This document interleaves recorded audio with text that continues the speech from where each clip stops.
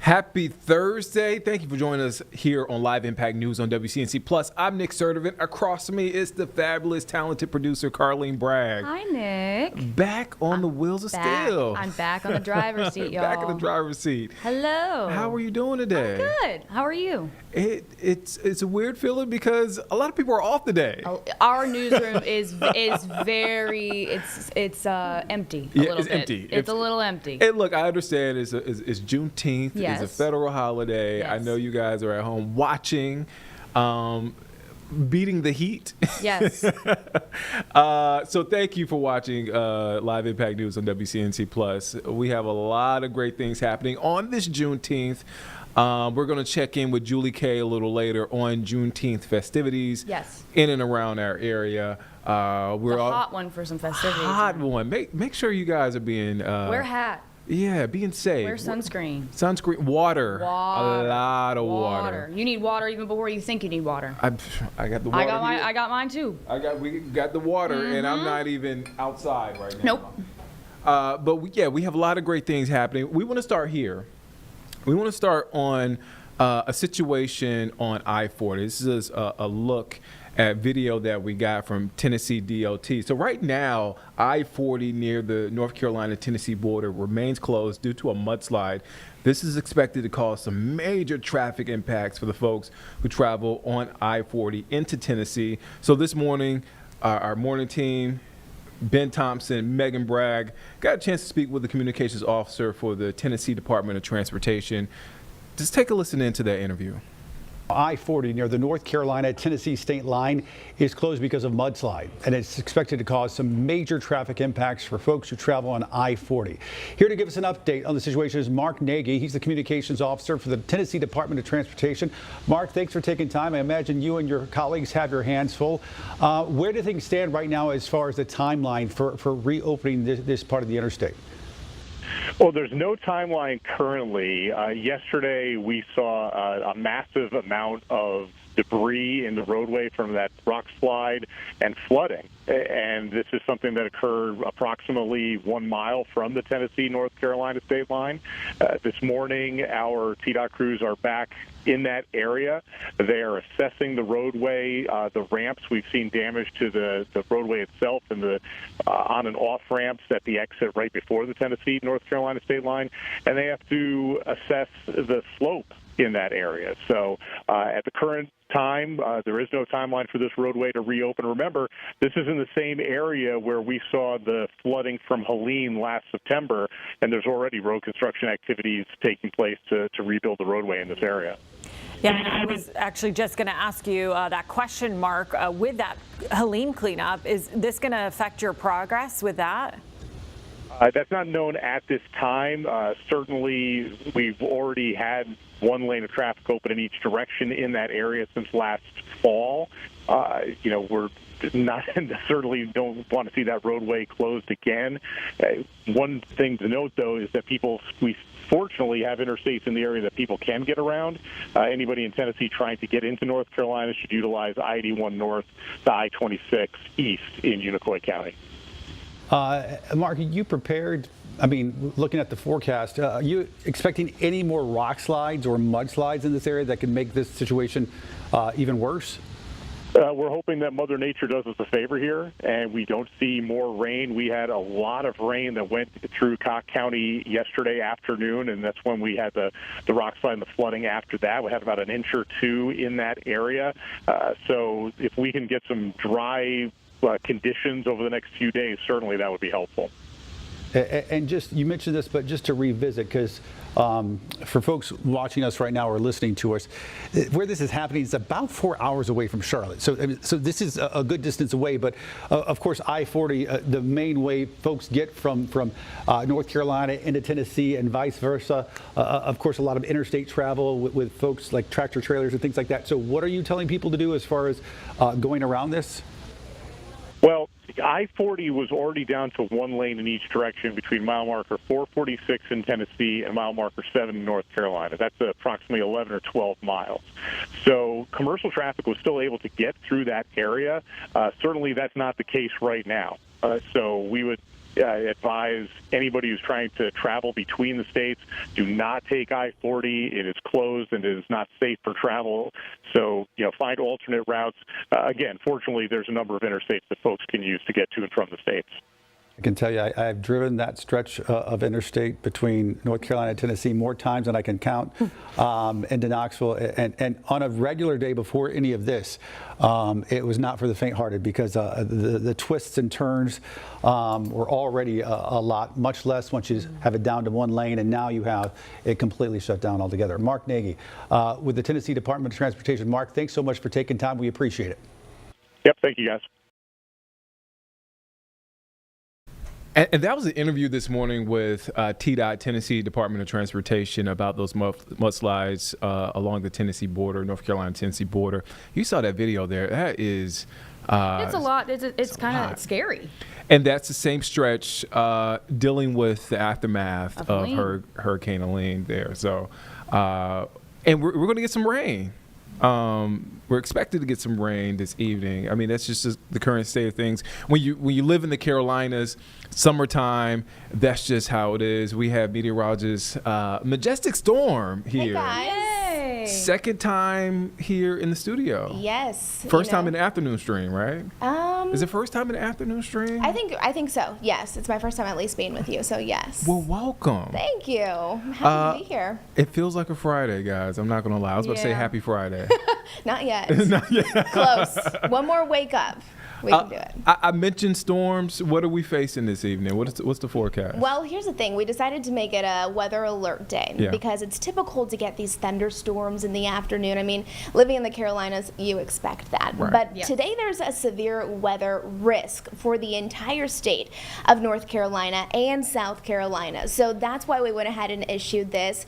So let's just start with when you need to be ready for it. Starting at 2 o'clock this afternoon through 8 p.m. tonight, we'll start to see some of those storms pop pop up, they'll start in the mountains and they'll track east. Few things to keep in mind. This is not going to be a widespread event. It's going to be more scattered rain showers and thunderstorms, but some of those storms will have the ability to quickly become strong to severe.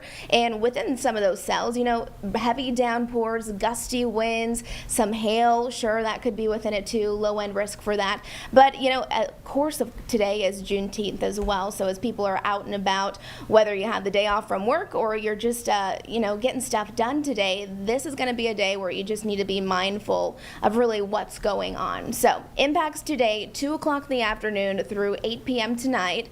And then really, I just want to show you that risk overall. The Storm Prediction Center has so many states along the East Coast under that risk for severe weather. So even as we zoom it on in across the Carolinas, again, all of us are highlighted, especially if you're watching in a county shaded in orange. You're under a medium level risk for severe weather. So that means we could see more frequent storms, or that's where we could see maybe a stronger storm develop. But I still have my eyes on South Carolina as well. You're under that low end risk. And so really that just means as we head towards the afternoon and evening, it doesn't matter where you're watching from across the Carolinas, you just need to be weather aware. Now, if any of those storms actually do turn severe, our primary risk is going to be strong damaging winds. So within that thunderstorm, it's not out of the question that some of those winds could gust up to 60 miles an hour. So making sure, you go outside right now because it's actually pretty nice. You secure any loose items that might be blown away or damaged, because some of those storms, they could get a little sneaky and become quite strong very fast. And then really we're not concerned about any tornadoes today, and there is a low end risk for some hail. So we'll get through that severe weather risk today. I just want to kind of give you some perspective. Again, today is a weather alert day because of the possibility of seeing those storms actually turn severe. They're not just going to be your typical summertime thunderstorms. And then as we're heading into tomorrow, Friday, no more severe weather threat, no more severe weather threat on Saturday either. Want to break this down a little bit more, just timeline for this, because again, lots of people, you have the day off from work, you want to head out to the lake, you want to go to the golf course, whatever it may be. Maybe you are going to one of the local festivities. For today, this is what you need to be mindful of. It's going to be hot and it's going to be humid. You step outside, you're looking outside the window, you're thinking, all right, what storms are you talking about? And this is just deceiving. That heat and humidity is actually fuel for those storms to develop later on in the afternoon. And again, it's important to note that this is not going to be widespread. Not everyone will be impacted by it, but some of our viewing area will. Now, this is what's going on in satellite and radar right now. I'm not seeing any storms whatsoever across the Charlotte metro area, but we're starting to see some development up towards our mountain counties and northwest of that. So whenever you're looking at satellite and radar specifically, when you see pockets of oranges and reds, that's where the rain might be a little heavier in nature, and that's where the storms are starting to form right now, actually, up towards the mountains. But even as we zoom it on out, just kind of giving you a bigger perspective, this is a big system that's impacting several states across the country. I mean, look at Alabama and Mississippi right now. I mean, that is a strong line of thunderstorms just zooming down south. So that's the same thing that we're going to be watching for. Hour by hour, remember that window starting at 2 o'clock in the afternoon. This is what our radar could look like. So starting to move in, scattered again across the mountains. Then we fast forward it. Here's about 4 o'clock. And remember, the primary risk with these storms will be strong damaging winds. And it's kind of a deceiving forecast because it is so beautiful outside right now. And if you do plan on being out on any body of water, just make sure you do have a way to receive weather notifications, because these storms, they could be so isolated, kind of coming out of nowhere. You need to make sure you can actually get off the water safely.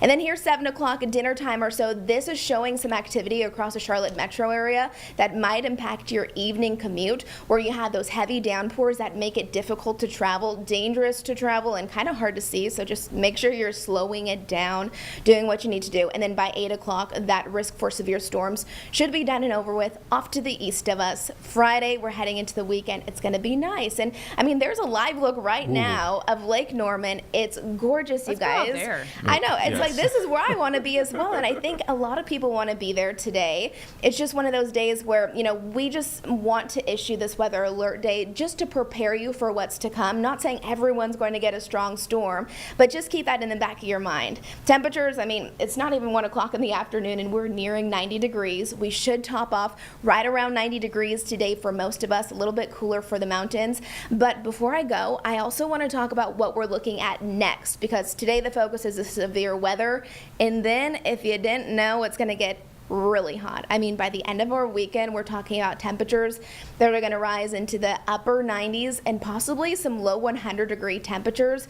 Once you add in the humidity, here's what it's going to feel like on Sunday. I mean, there's 3 o'clock in the afternoon, triple-digit heat index value. So this is what it feels like on your skin, especially for South Carolina. I mean, look at that. So a few things to think about. If you know somebody who's really sensitive to heat, make sure they're aware of what's coming, or somebody who doesn't have air conditioning, because this can be dangerous, because not only are our daytime highs really hot and our humidity is really high as well, but our overnight lows are going to struggle to cool. I mean, we're not getting a lot of relief throughout the overnight hours. And then Monday, we're heading into our new work week, and it just stays incredibly hot. So a couple of things that we're focusing on.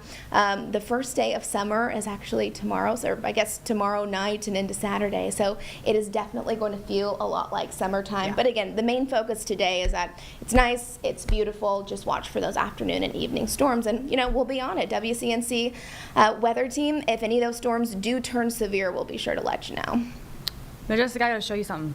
Look. Okay. Look at this. Look. Let's that's see. Boone right now. Oh my It's gosh, you're coming right. down. There we go. It really is, and that's exactly what I'm talking about. Is not everyone is going to see that, but within some of those isolated cells, it's just going to be that heavy downpour, and it kind of comes out of nowhere, especially if it's like you're not paying attention to the weather. Like, you got other things to do. The kids are home from school, and that's what's just coming ahead. And again, it's just that risk for severe storms. But I love that live look right there. So Majestic, I don't know if you're familiar with a new segment that we started here. It's called Nick's Picks. Oh. Or Nick's Icks. And it's referring to the forecast. It's a day-by-day situation. We're still workshopping it a little bit. We're still workshopping. We've got graphics and everything. We don't have a graphic today. So initially, today was a pick. It felt great outside this morning. Has it turned? Is that what you're telling me now? It's an ick? I think it's an ick because of that severe I'm not so my criteria is, look, it's going to be hot. It's summertime. Right. We're working through it. We're powering through it. I'm not a big fan of thunderstorms, rain, and you mix that heat. That's an ick. So I see the rain here, the rain that's, we're weather alert today. It's got to be an ick. It's an ick? Well, all I got to say is my name's Majestic Storm, not Mother Nature. So don't get it confused, okay? And Majestic, you were on the morning show, so I know. Look, I know you can't wait to see the back of your eyelids. I know you can't wait for that. I know you can't wait for that nap. So we're gonna let you out of here. Thank you, Majestic, for your time. Thanks for having me, guys. Oh man, a Nick ick, Carlene. Yeah. I said I was. This is what I get for bragging. I said I was 2 for 2. Again, 2 for 2 with who? Like, it's your subjective meter. So how are you 2 for 2? It's the statistic that I got the reassurance from Becca yesterday. Yeah, you did. So 2 for 2. 2 for 2. Okay. I'm gonna go with 2 for 2. I'll let you have it. I'm gonna go 2 for 2. I don't want to sound like a hater. I love Nick's picks and Nick's icks. It's just the 2 for 2 that got me. got me confused. Okay, all right. I'll take that. I want love and peace in this studio. Peace. Where we're gonna go to? We want to talk about Juneteenth. We want to do a little Juneteenth next? Sure. We can do.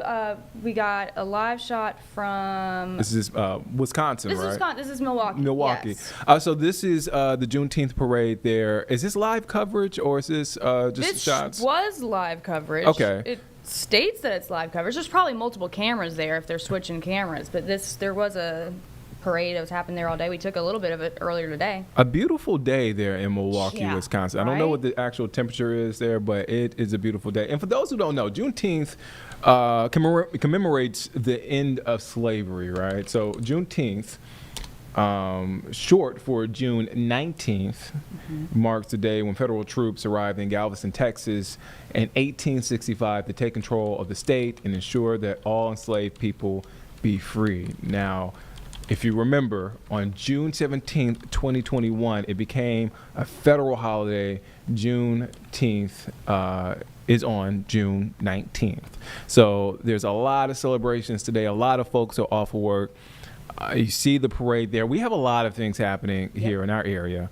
Do we want to dip? I don't know if anybody's speaking. Do we want to dip into his coverage or? let's check here. There's no one speaking. Okay, right there's no now. one speaking. It looks great out there. Those folks are having a great time It's out 75 there. degrees there, by the way. 75 degrees in Milwaukee, Wisconsin.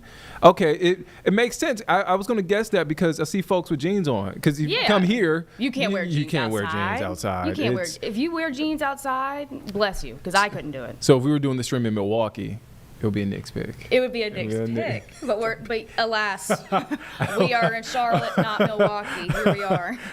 We are. It is hot. Far from. And summer hasn't even officially started yet. So there you go. But again, that is the Juneteenth festival here, and we're going to check in with Julie Kay in a few moments to talk about what's happening here. Talk about some of the funding shortfalls and cuts when it comes to organizations putting on these festivals. But again, a lot of folks having a great time out there. You see right here again a live look at Milwaukee, Wisconsin. You're watching Live Impact News on WCNC Plus. I'm Nick Sturdivant. I know a lot of you guys are off today, and thank you for watching. Thank you for watching. Thank you for taking a break from the heat, watching, or maybe you outside and you got the phone and you're watching us. Thank you. You're spending your day off with us. That's all more than we could ask for. And this is very important. So again, we mentioned there are a lot of things happening in the area for Juneteenth. So you have enough time to plan out your day for Ebony Fest. Ebony Fest is the Juneteenth festival there in the city of Gastonia. It starts at 6 p.m., so you have enough time. So it actually got underway Saturday, the 14th, and then there was an event on Tuesday, and it picks back up today from 6 p.m. to 10 p.m. at the Rotary Centennial Pavilion in downtown Gastonia. A lot of great events. And our Destiny Richards got a chance to speak with one of the organizers for Ebony Fest about what folks can expect if you go out there today and so much more. Let's take a listen into that interview. So starting off, just give us a little bit of background of just why you brought Ebony Fest to the city of Gastonia. I saw a little bit of the meeting video, but just kind of give us some context. Well, okay, so in 2019, I was part of the Highland Festival Planning Committee. Highland Festival at that time had been in Gastonia for 30 years, and it's a primarily community-based event that takes place in the Highland community in Ward 4 in Gastonia. And so as part of that 30-year event, we did some history. And the late Mayor Walker Reed was part of the Highland Festival. He came in and he shared a story with me. And the story was that when Highland Festival first began, it was called Ebony Fest. And at that time, I was really considering doing a Juneteenth festival, the very first one, and I didn't have a name for it. And so I was like, oh my goodness, Mayor Reed, I love that name. I said, can I use that for Juneteenth? And so he said yes. And in June of 2019 was our first Ebony Fest Juneteenth festival. And so there's some history in it locally, but we wanted to celebrate Juneteenth because it is an independent state for so many Americans. I mean, I consider it an American holiday. So for me, it just makes sense to celebrate Juneteenth and the 4th of July. So when we started, it was very small. We had probably less than 500 people. We had about 10, 15 vendors, and we did it at Irwin Center, which is also the home of Highland Festival. And in 2020, we got hit by COVID. So we did a Freedom March. And we walked from a local church here, Friendship Christian Church, to the police department, MLK Memorial, which is right across the street here. And then in 21, we were here. And we've been here ever since. Usually, we pay for I pay for fireworks. I pay for the performers to come out. I pay for the DJ. And so this year, what happened was the city had removed in-kind services. So we were incurring a cost of about $15 for our $15,000 for our 2-day festival.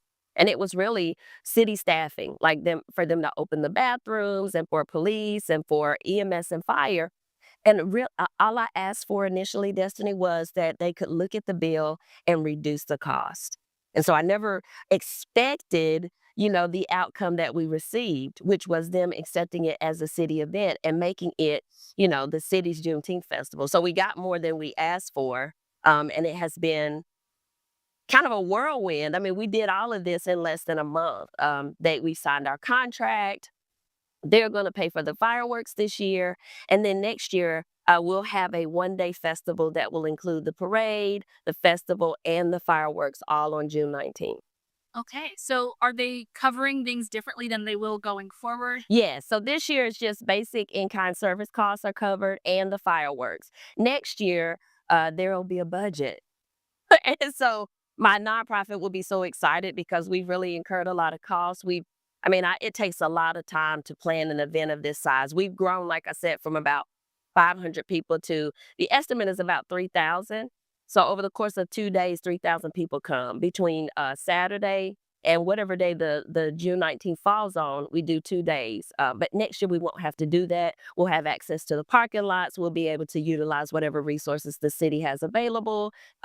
We get perks like they post it on the city page. They share it with all the city residents through their kiosk here. So there's a lot of great perks that come with being a city event.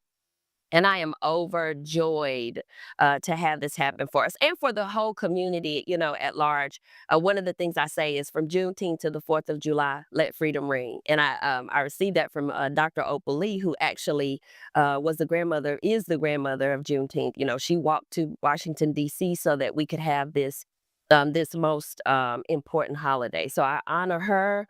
I honor the late mayor. I honor our traditions, but I also honor the importance of Juneteenth as America's Independence Day as well. So this year, what's being covered by the city, is it just basically what you would have any normal year, or are you able to expand and do more as the city is making it a city event? So because we weren't expecting this, we're really keeping it very low key. We have local performers, we have local artists, we have storytellers, everything that we had already planned.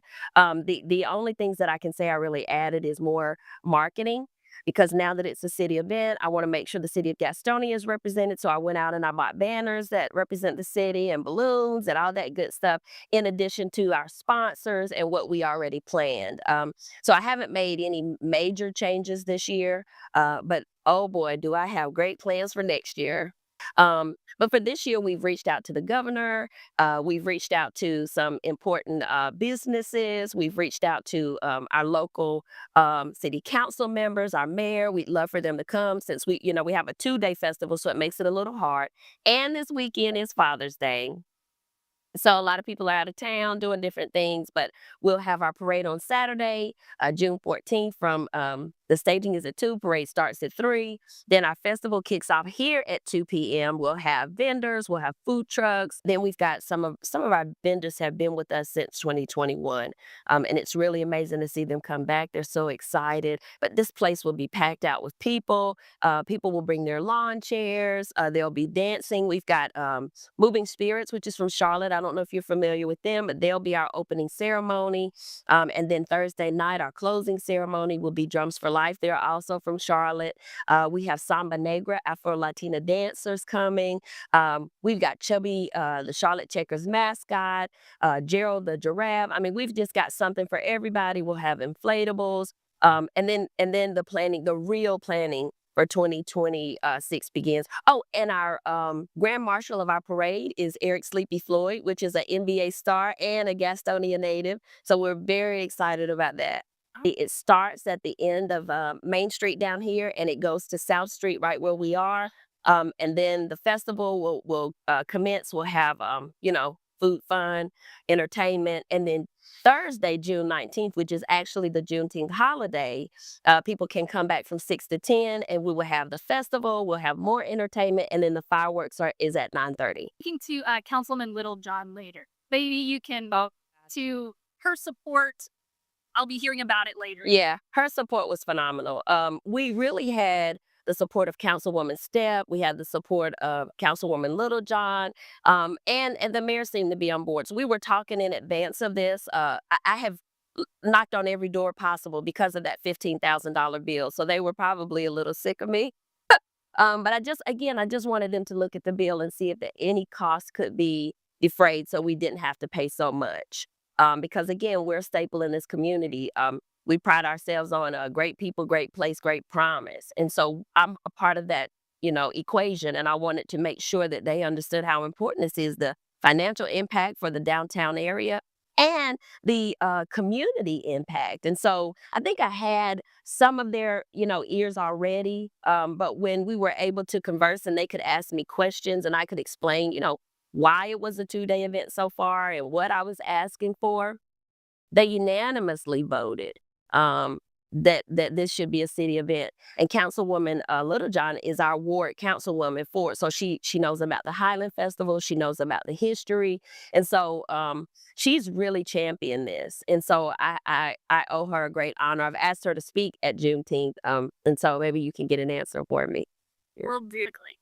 I guess what I'd like to say is how important it is. I think every city, not only should they make it a city event, but they should adopt Juneteenth as a holiday. So right now, one of the biggest reasons we have a 2-day festival is because our county administration, which is over here to my left, they're open on June 19th. And so their cars are there. It's not a state holiday. So we need to call our representatives and we need to let them know how important it is that it become a state holiday. And so we would have access to this whole thing. Like the 4th of July, everything's closed. You've got opportunities to use the parking lots or whatever you need. And so that's one of the reasons we have a 2-day festival, because we have the access on Saturday that we don't have on June 19th. And so next year, the mayor has already called the county administration building. So regardless of whether it's a state holiday or not, the employees will use another parking lot for that day. We will have permission to have our parade on June 19th. We'll have the festival, and then fireworks will light up the sky. So I just want people to know that America has 2 Independence Days. It's not a made-up holiday. It's a real thing, and it affects real people. And so as a community, if we can honor the 4th of July, what's one more day to celebrate? It should bring us all together and help us know how important community and unity are in our society. And so I hope with all the stuff going on in the world that people can come out and celebrate Juneteenth with us. Everyone is welcome. It's free to the public, and I just hope people come and celebrate and help us enjoy Juneteenth. All right. Perfect. And then this is just for my own background. About how much should I say? I can also ask the councilwoman too. How much is being covered? Like what numbers? So I would say about 20,000. So we had a bill for 15,360. The fireworks are 5,500. That is what the city is covering. So what is that? 21,000, something like that. Sorry. Yeah, I think it's about 21,000 total. But yeah, the city's covering that. We won't have to incur any of those costs. They're paying the fireworks company, so we don't even have to worry about that bill. And it's just now, celebrate, get it done, and then relax. All right, that was Destiny Richards' interview with one of the organizers at Ebony Fest. In case you missed it, I just want to make sure you get the times correct. 6 p.m. to 10 p.m. Ebony Fest continues today at the Rotary Centennial Pavilion in downtown Gastonia. Vendors, food trucks, live music, more. Fireworks, 9:30. So if you get there a little late and you're expecting some fireworks, 9:30 p.m., that's when you Also, should bring expect. a rain jacket.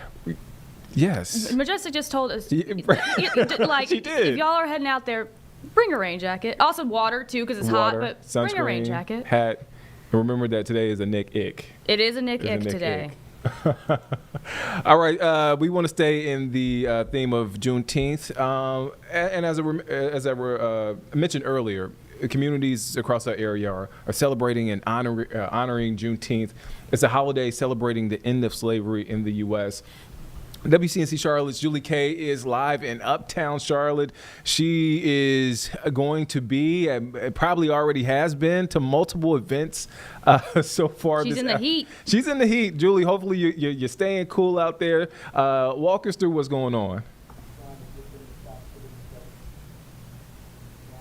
This is also another Nick Ick. It is toasty out here, but plenty of people are coming out to celebrate despite that heat and despite the rain we have later. I'll step out of frame so you guys can see a little bit better, but this is the NAACP event in Uptown. They're going to be here started at noon, going to be here through 3. All sorts of stuff going on. I mean, over there, even we got a voter registration booth. There's toys and food for kids. There's water and fans, that's for sure. And right now, they're going through one of their first of 3 panels where they talk about the Black experience in America. The first one is about Black men, then it will be Black women, and also kids will have a chance to speak as well, which is really cool. I did get a chance to talk to Corinne Mack. She is the NAACP president. She's very excited about today. Of course, Charlotte is hosting the National NAACP Convention this summer, so that means this is extra special, but it's also more important, just given the politically tumultuous times we're in right now. She says celebrating stuff like this, given what we're seeing at the federal level and the state level, is very important to her. And Julie, I know you are going to multiple events, and you have an interview coming up at in just moments. Can you talk to us about who you're going to talk to and a little bit about that conversation?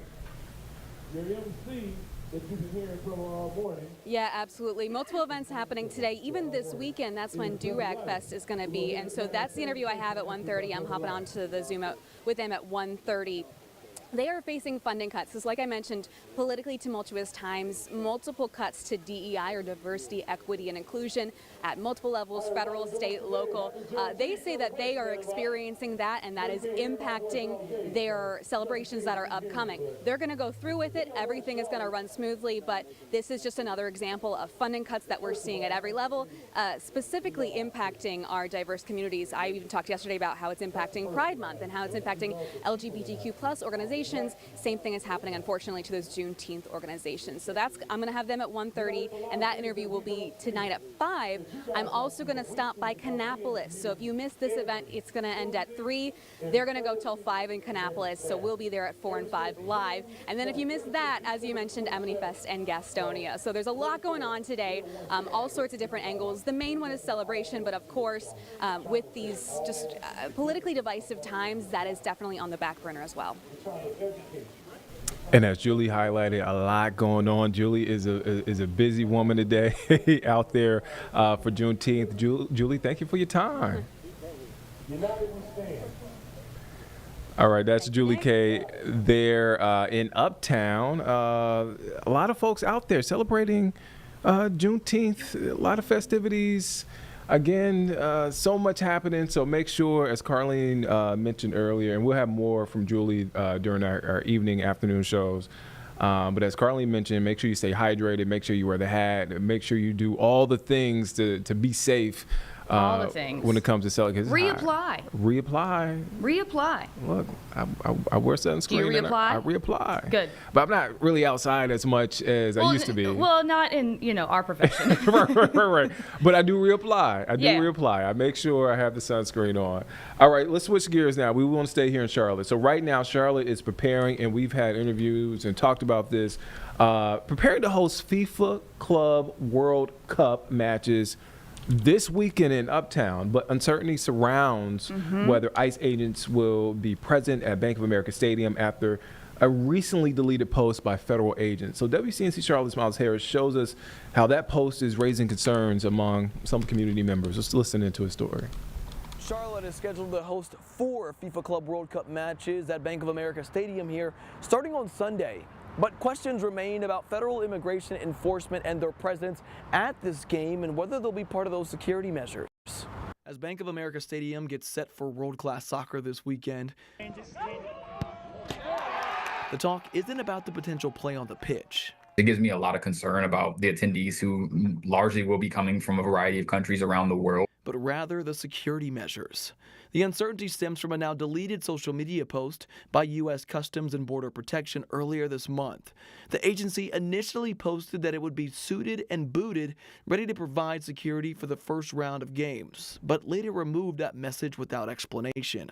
Soccer is an internationally renowned sport, and I'm excited for it to be coming to the Queen City, but under the context of this administration, it falls under what are their thoughts as they see what's unfolding in the United States right now. The post sparked mixed emotions for Charlotte soccer fans like Jorge Gonzalez, who plans to be at the match on Sunday.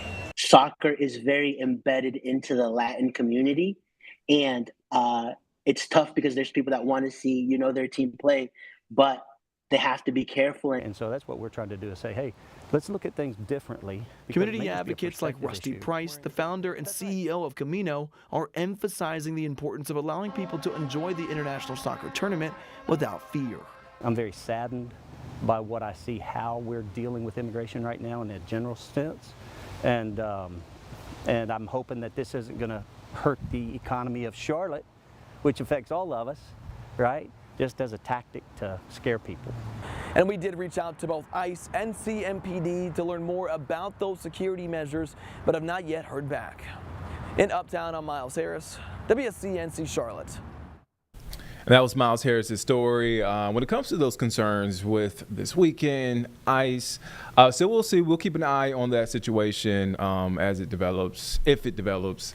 Let's get back now to Juneteenth, because we had Carlene knows I like live guests here in the studio. Love live guests. It's a pretty treat. cool. It's pretty cool when you have a live guest in here. You get a chance to talk to them. It's different versus I like Zoom interviews, but it's just a different. There's something more feel. personable Something about. more personal.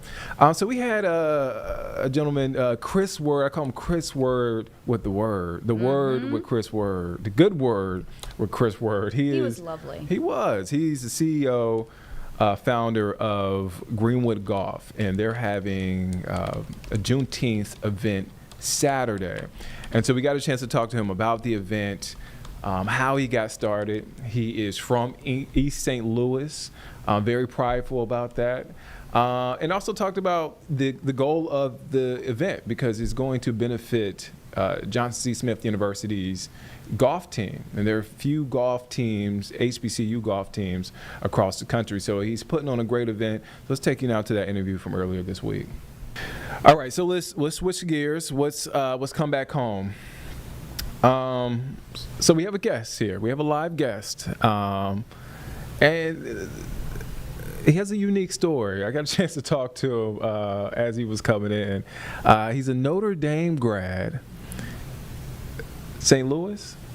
East St. I'm sorry. Let me. Can I start all over again? I'm gonna start all over again. He's a Notre Dame grad from East St. Louis. Yes. Has a passion for not only golf, but a passion for the community. Yes. And you put that together, and you have Greenwood Golf that doesn't only promote diversity, but pays homage to the past. Yes, exactly. And to our history. Exactly. It's Chris Word. You recognize him. You recognize Chris Word. Yes. Greenwood Golf. Hope so. How are you doing today? Doing well. Doing well. Honored to be here, and my condolences for the Emmanuel 9 as well. For those who don't know, I feel like I gave a pretty good intro. Greenwood Golf. Well, how would you describe Greenwood Golf? Greenwood Golf, short and sweet, is about self-sufficiency. And this is what I mean by that. When you have opportunities or you see issues within your community, you figure out a way to find solutions. So I pay homage to Greenwood, District of Tulsa, Oklahoma in that way. And kind of going back to the past, when you had no other way, they figured it out and they became self-sufficient. So when I look at the golf community, that's what I wanted to do as well. We want to see diversity in the sport. We want to see diversity at the highest levels, the PGA Tours, the LIV, the collegiate scholarships. We have to do something as a community to create those opportunities. And that's what spawned the idea. You've been in the Charlotte area for about 10 years. Yes. What attracted you to golf? It's been a love-hate relationship. I feel like I know what you mean. Yes. So I got into golf, truth be told, my mother got me in the Tiger Woods era in the late 90s, summer program in East St. Louis at Grand Maroc Golf Club. She would drop me and my brother off. We would play, hit balls, and you put it down, right? East St. Louis, inner city, we played basketball, we played football, we raced in the streets. Those were things that we do. Then you get to college, and then golf becomes that, you want to go play around the golf? Sure. So I picked the clubs back up in college, definitely at Notre Dame, and then it just carried me through. It became, I caught the bug early, and it became that thing that I just couldn't let go. And then as you begin to age and travel, it's hard to find where the best pickup basketball places are. Then you realize I'm not as young as I used to be. The knees and Exactly. So then golf became that outlet, and it was easier to find a golf course in any city that I was in and where I could play basketball, and it just stuck. I mean, so it's one thing to have a passion, but it's another thing to start a company. Yes. But okay, when did when did the idea come about, and then when did the action follow? Great question. So in Charlotte, here we are, been 10 years now, but about 3-4 years at that point, I'm playing golf every weekend, no children, wife, and it was like, I'm gonna go play golf this weekend. Right. So I competed on the amateur level and like Golf Week Tour, and would just run into people, see people, be inspired by people that I saw on the course. But what we talk about a lot is, I wish I would have played when I was younger. Yeah. I wish I had the resources or the tools or the exposure to play when I was younger. COVID happened. We couldn't do anything but play golf. That was probably the only thing you could do with other people at that period of time. So golf got another, what I call renaissance in the sport. That's where a lot of people went to for their exercise, their outlet, and you just see it take off. So the idea happened when you sit down and you think, if I want to build, create, or help youngsters get into the game, well, we need finances. Well, you could build a company based on like asking companies for money. A lot of nonprofits do that. Or you can create a company that sells a product that funds all the ideas. So I started Greenwood Golf with the idea of becoming the first Black-owned golf distribution company. Yeah. And we have a golf ball, the Greenwood Golf Ball, which if you're available or interested, greenwood.golf, excuse me. If you're in Charlotte, it's at most of the public golf courses here in Charlotte to purchase. The idea is you need the golf ball to play the sport. If the community picks up the golf ball, uses the golf ball, now we're starting to make money, and now we can support and build and get youngsters into the game and create these things. So instead of me going to your Wells Fargo and Bank of America and saying, give me money to fund my idea, community, self-sufficiency, support the product, and we'll build it ourselves. Oh, wow. So using that product to help fund the events and the dreams of the next generation, right? Exactly. That is the vision right there. Because I've seen some of the stories that we've covered with you guys and the initiative. I mean, you guys do great work. You're doing great work. Thank you. What is that feeling like when you golf is not an easy sport. It's not. But when you see those young people or people first picking up that golf club and it starts to click. Yes. For you, what is that like? It is it's exciting, it's inspiring, and I'll tell you one of the things, golf is like a personality trait. Like if golfers have that, because if you think about it, like it's the one sport where you get the immediate response that you did that wrong. And you did that very wrong, right? So you can play basketball and pass the ball to somebody else to take the shot. You still win the ring. You can still celebrate. But in golf, you have to hit the ball. You have to hit the putt. So it's the constant feedback of self-improvement. And when you see that person get it, and not only get that part, but they want to learn more, they dig into it more, they catch the bug, you can almost tell kind of the trajectory of where they're going to go, because then they start to reflect on their own personal development. And that's why I think the golfer is, again, that personality trait, because you can look at the person next to you and say, it's all right, man, next shot. Or I know exactly where you've been. Or it's okay, let's have a talk, because we relate to failure. We constantly fail every time we're on the golf course. But when you can talk about improvement and how to actually take action to it, it's a beautiful thing. What have you learned the most? Before we get into the event, I know you have an upcoming event, but what have you learned the most through the game of golf, through your company? Yes, a lot in that. So I'll add this thing. A couple days ago was Father's Day. Happy belated Father's Day. Thank you. I appreciate that. I had the best Father's Day ever. I actually did a video on Instagram. Oh, now you got to tell us what you did for Father's Day before you answer that question. 36 holes of golf. Oh, you said, I'm sorry, 36? 36. I left the house at 6:30. I played 18 holes at Catawba Creek in Gastonia. Drove past the house, stopped, got my cars, did my hello, got my kisses, my hugs. Then I went down to Stonebridge and played with another group of guys at 2 o'clock, and I got back home at 7. But the beautiful thing about it is, I was on that golf course the whole day like a kid. Like, oh, man, I get to play golf. It's Father's Day. Oh, I get to play golf. It's Father's Day. And I joke about it, but when I walked back into the house, I was so happy. I was just happy. It was just being able to play the sport guilt-free. And we talked noise, and we put a couple dollars down, and, you know, gave each other a hard time. But just being on the course, and it was the best Father's Day ever. Ate food, went straight to sleep, and I ain't feel bad about it at all. It's Father's Day. So what I learned about myself is that failure will happen, and how do you deal with that? You can get mad and walk away. You can try to blame the person next to you, the noise on the road, the little leaf that landed in your way, the squirrel that caused a distraction, or you can figure it out and try again. And you got 17 holes or 18 holes or 9 holes, whatever's left, to keep trying and keep getting better. That's the biggest thing that I learned. So then when you come off the golf course and you look at life, you realize that it's not perfect. Things are going to happen, right? Somebody's going to say something. Something's going to happen in your day that you didn't expect. It's okay. Figure it out. You'll be all right. Keep going.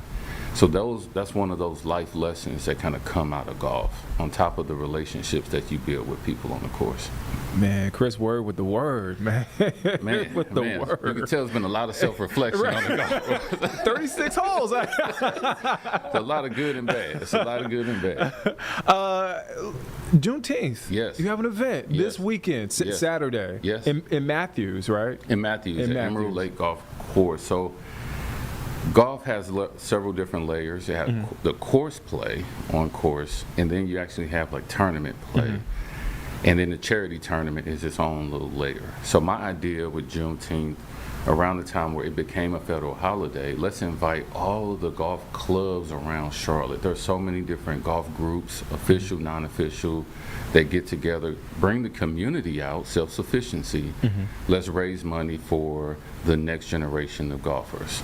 Everyone thinks about First Tee as, you want to give to the youth about golf, give to First Tee, but there's the Golf Fund, there's a Perfect Swing, there's Johnson C. Smith University's golf team here in Charlotte. They need financing, they need funding. So if you love golf and you're into the sport and you want to do something to support the next generation, play in our Juneteenth event, have a great time. Like we pull out all the stops. I'll drop a little secret. During our registration, we're going to have a classic car show as well. So people are they're mingling, they're warming up. There's going to be, I got a 1970 Chevelle. There's going to be just all types of cars out there. Wow. Just to create another layer of interest into the event. But we're pulling out all the stops. So that's our big event for the community. How's it grown since the first year? It's year 5 for it, right? It's year 5. The first time I did it was 2020, and it was really just me sending out a text message, hey, let's do something to honor Juneteenth. Yeah. So we had an event, and then the group of us with our significant others went to Ruth Chris for dinner, and we sat down and just talked about where could we take this thing. Now, if you know me, you know all I need is just, I catch the thought. I'm one of those people where I catch the thought, and 30 minutes later, I'm like, here's a whole business plan. Right. If you're serious, we can really get this done. So we sat down and we talked about it, and I just ran with it. And the next year we grew to about 40, the next year to about 80. We had galas for 2 years in Concord. And this year we're doing a day party at Emerald Lake as well. So just trying to bring the community out. A lot of people don't feel comfortable on the course. It's like, if I don't play, there's no reason for me to be there. So come to Juneteenth just to hang out and get a feel for it, and that may intrigue you to just trying to pick up a club and hit a ball.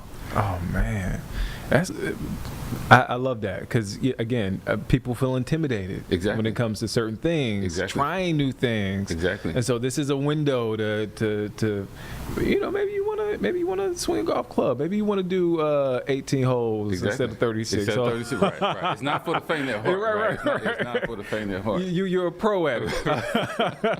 Hurting just thinking about it. Right. I was like, wait, 36? That's a lot of golf. And I got to mention this because I did my research before I let you go. Chris Word, not only the CEO of Greenwood Golf, He was named Entrepreneur of the Year by African American Yes. Golfers Digest back in 2023. In 2023, yes. Man. Yes. Thank you. Congratulations. Thank you. I appreciate that. That spawned out of the idea of the golf ball, right? Yeah. We started the golf ball really trying to figure out a way in this space. You have the Titans, your Titleist, your Bridgestone, your TaylorMades. How can we do this thing? And that golf ball came up, and we eventually became USGA conforming status, which means a PGA player could play it. They may not, but they could. Yeah. And then bring it out to the community. Let's really try to do this thing. I'm not a talker a lot. Like, I don't just want to talk about the idea. Let's try. Right. So start the golf ball, and then the African American Golfers Digest magazine recognized me as the Entrepreneur of the Year, and I got some other things up my sleeve that I'm working on before the end of this year. And folks can support the website. Thank you for asking. Greenwood.golf. Greenwood.golf. All of our events. I do blog posts to kind of keep the conversation going. And I'll tell you this, another little thing. Our goal this year, 2025, is to create an endowment for Johnson C. Smith University. That's amazing. That's amazing. We are setting out a financial goal to get this thing established. So if you can't play Saturday or can't make it and you want to support $20, $5, $10, whatever you have goes a long way to building out this legacy for the next generation. And Greenwood.golf is where you can find that information. Will you come back once you hit the goal? I will come back with bells on. Bells, okay. I appreciate you, man. Chris Word with the word. I love that. I just created a new segment. Support Greenwood Golf. Not only making Charlotte proud, but making East St. Louis proud. Oh, my man. My man. I got to take you to play golf with that There one. you go. Hey, I've never played golf before, Okay. so hey.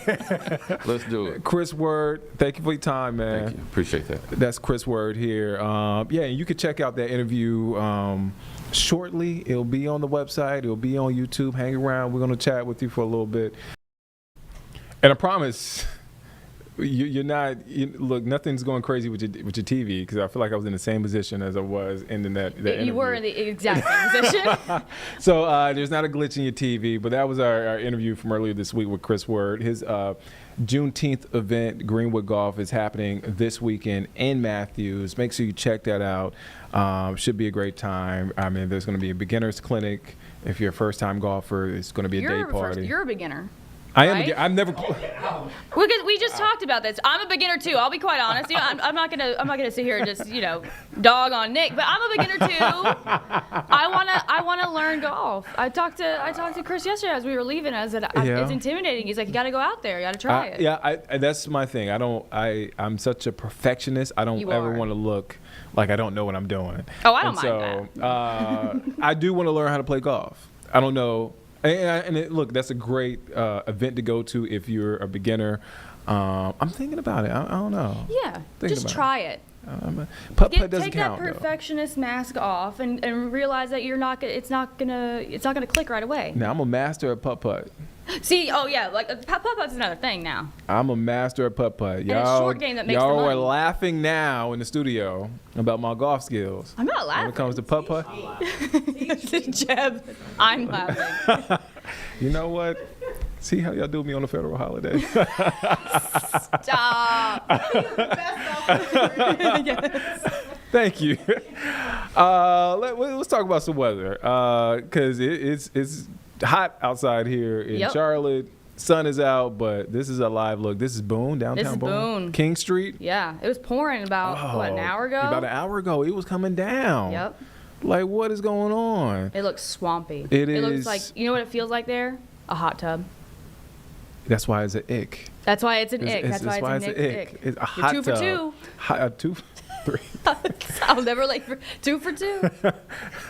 So that's the conditions there. We are weather alert today. So make sure that if you're out and about that you are locked into the forecast, our weather impact team on our app. This is Gastonia. This is closer to home.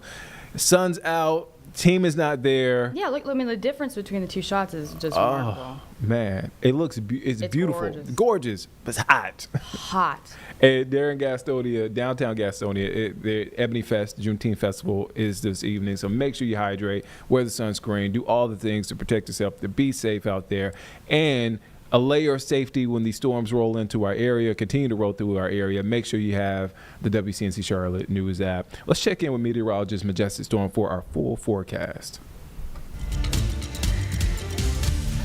Well, good Thursday afternoon to you. I'm WCNC meteorologist Majestic Storm, and today is a weather alert day because by this afternoon and this evening, we're concerned that we could see a few thunderstorms that will have the ability to quickly become strong to severe. So let's break down that severe weather threat for you today, and then we're going to be tracking a heat wave heading our way.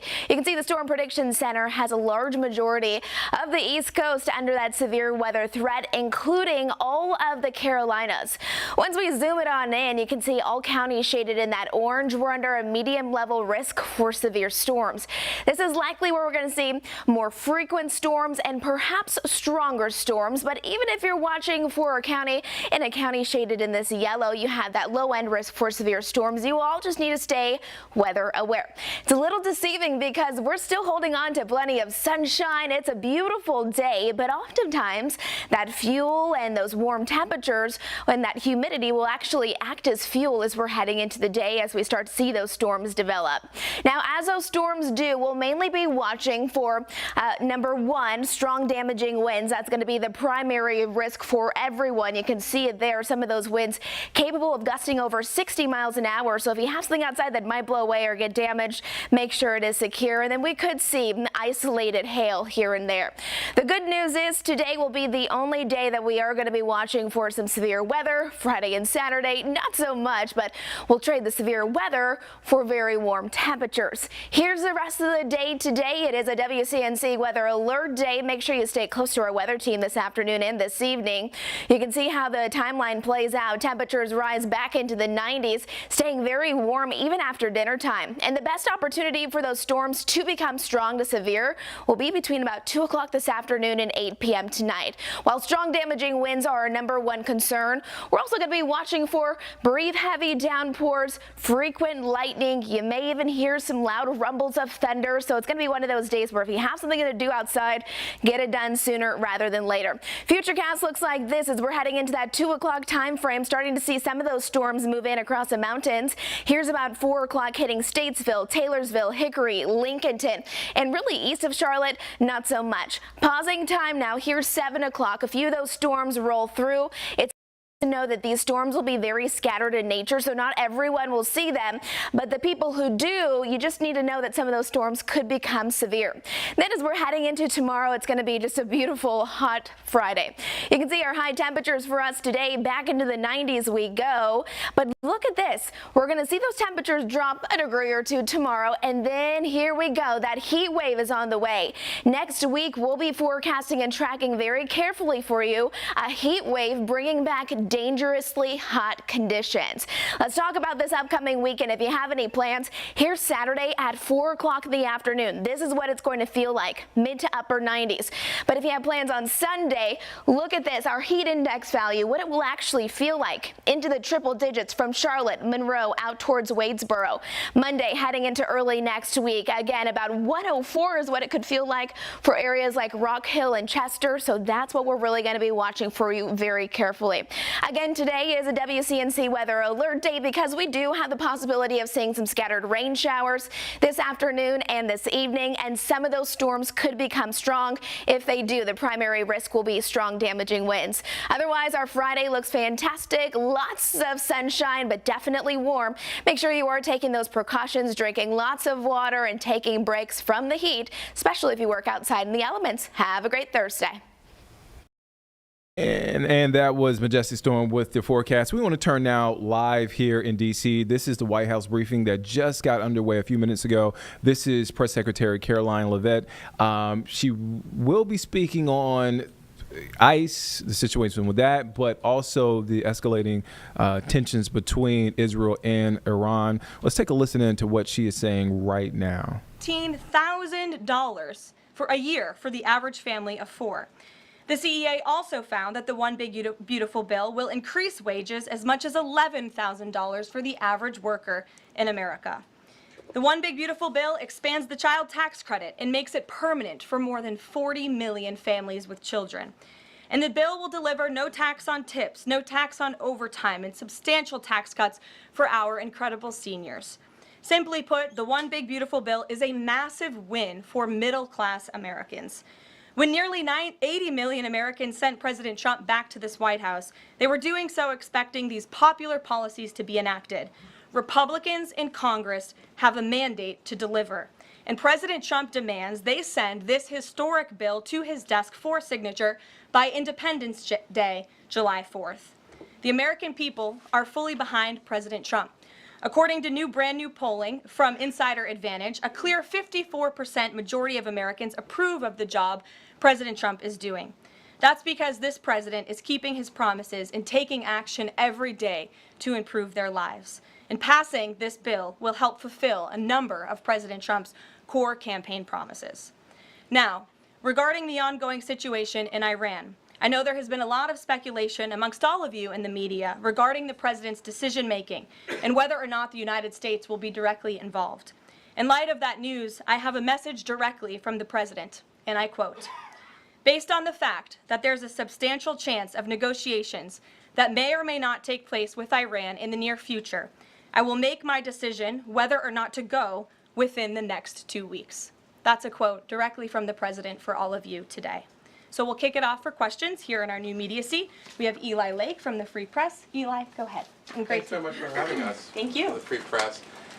The decision to extend the, I guess, delay in enforcing the TikTok ban. Sure.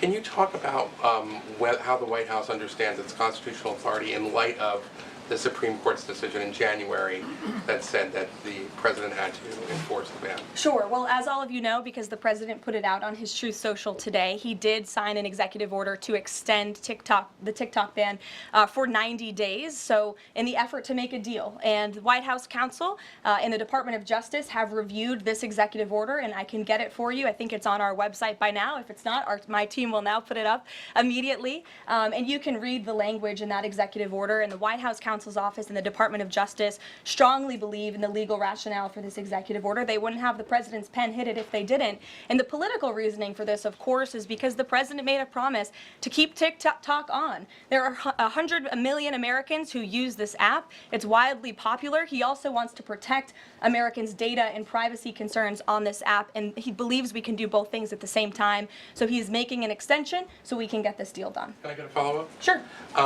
A few weeks ago, Tucker Carlson reported on a meeting between the president, Mark Levin, and others at the White House. Is there a leak investigation, and can you say who else was in that meeting? I'm not aware of a leak investigation at this time. I, for one, do not reveal details about the president's private meetings without his permission to do so. But certainly the president does not like when people leak. He takes that very seriously. This entire administration takes that seriously, and that's why you've seen at agencies some of the cabinet secretaries have been given the authority by the president to let go of staff who are engaged in such leaks, especially those that risk American national security. Sure. Go ahead. Caroline, thank you. So Rhino warmonger Lindsey Graham, he recently called on the U.S. to go all in. That's quite the lead to a question. Right.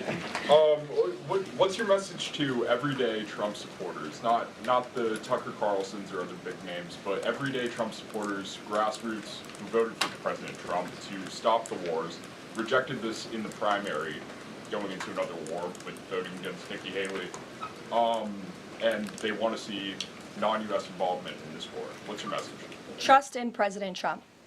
President Trump has incredible instincts, and President Trump kept America and the world safe in his first term as president in implementing a peace through strength foreign policy agenda. And with respect to Iran, nobody should be surprised by the president's position that Iran absolutely cannot obtain a nuclear weapon. He's been unequivocally clear about this for decades, not just as president, not just as a presidential candidate, but also as a private citizen. In fact, I have some quotes for you. In 2011, President Trump said, America's primary goal with Iran must be to destroy its nuclear ambitions. We cannot allow this radical regime to acquire a nuclear weapon that they will either use or hand off to terrorists.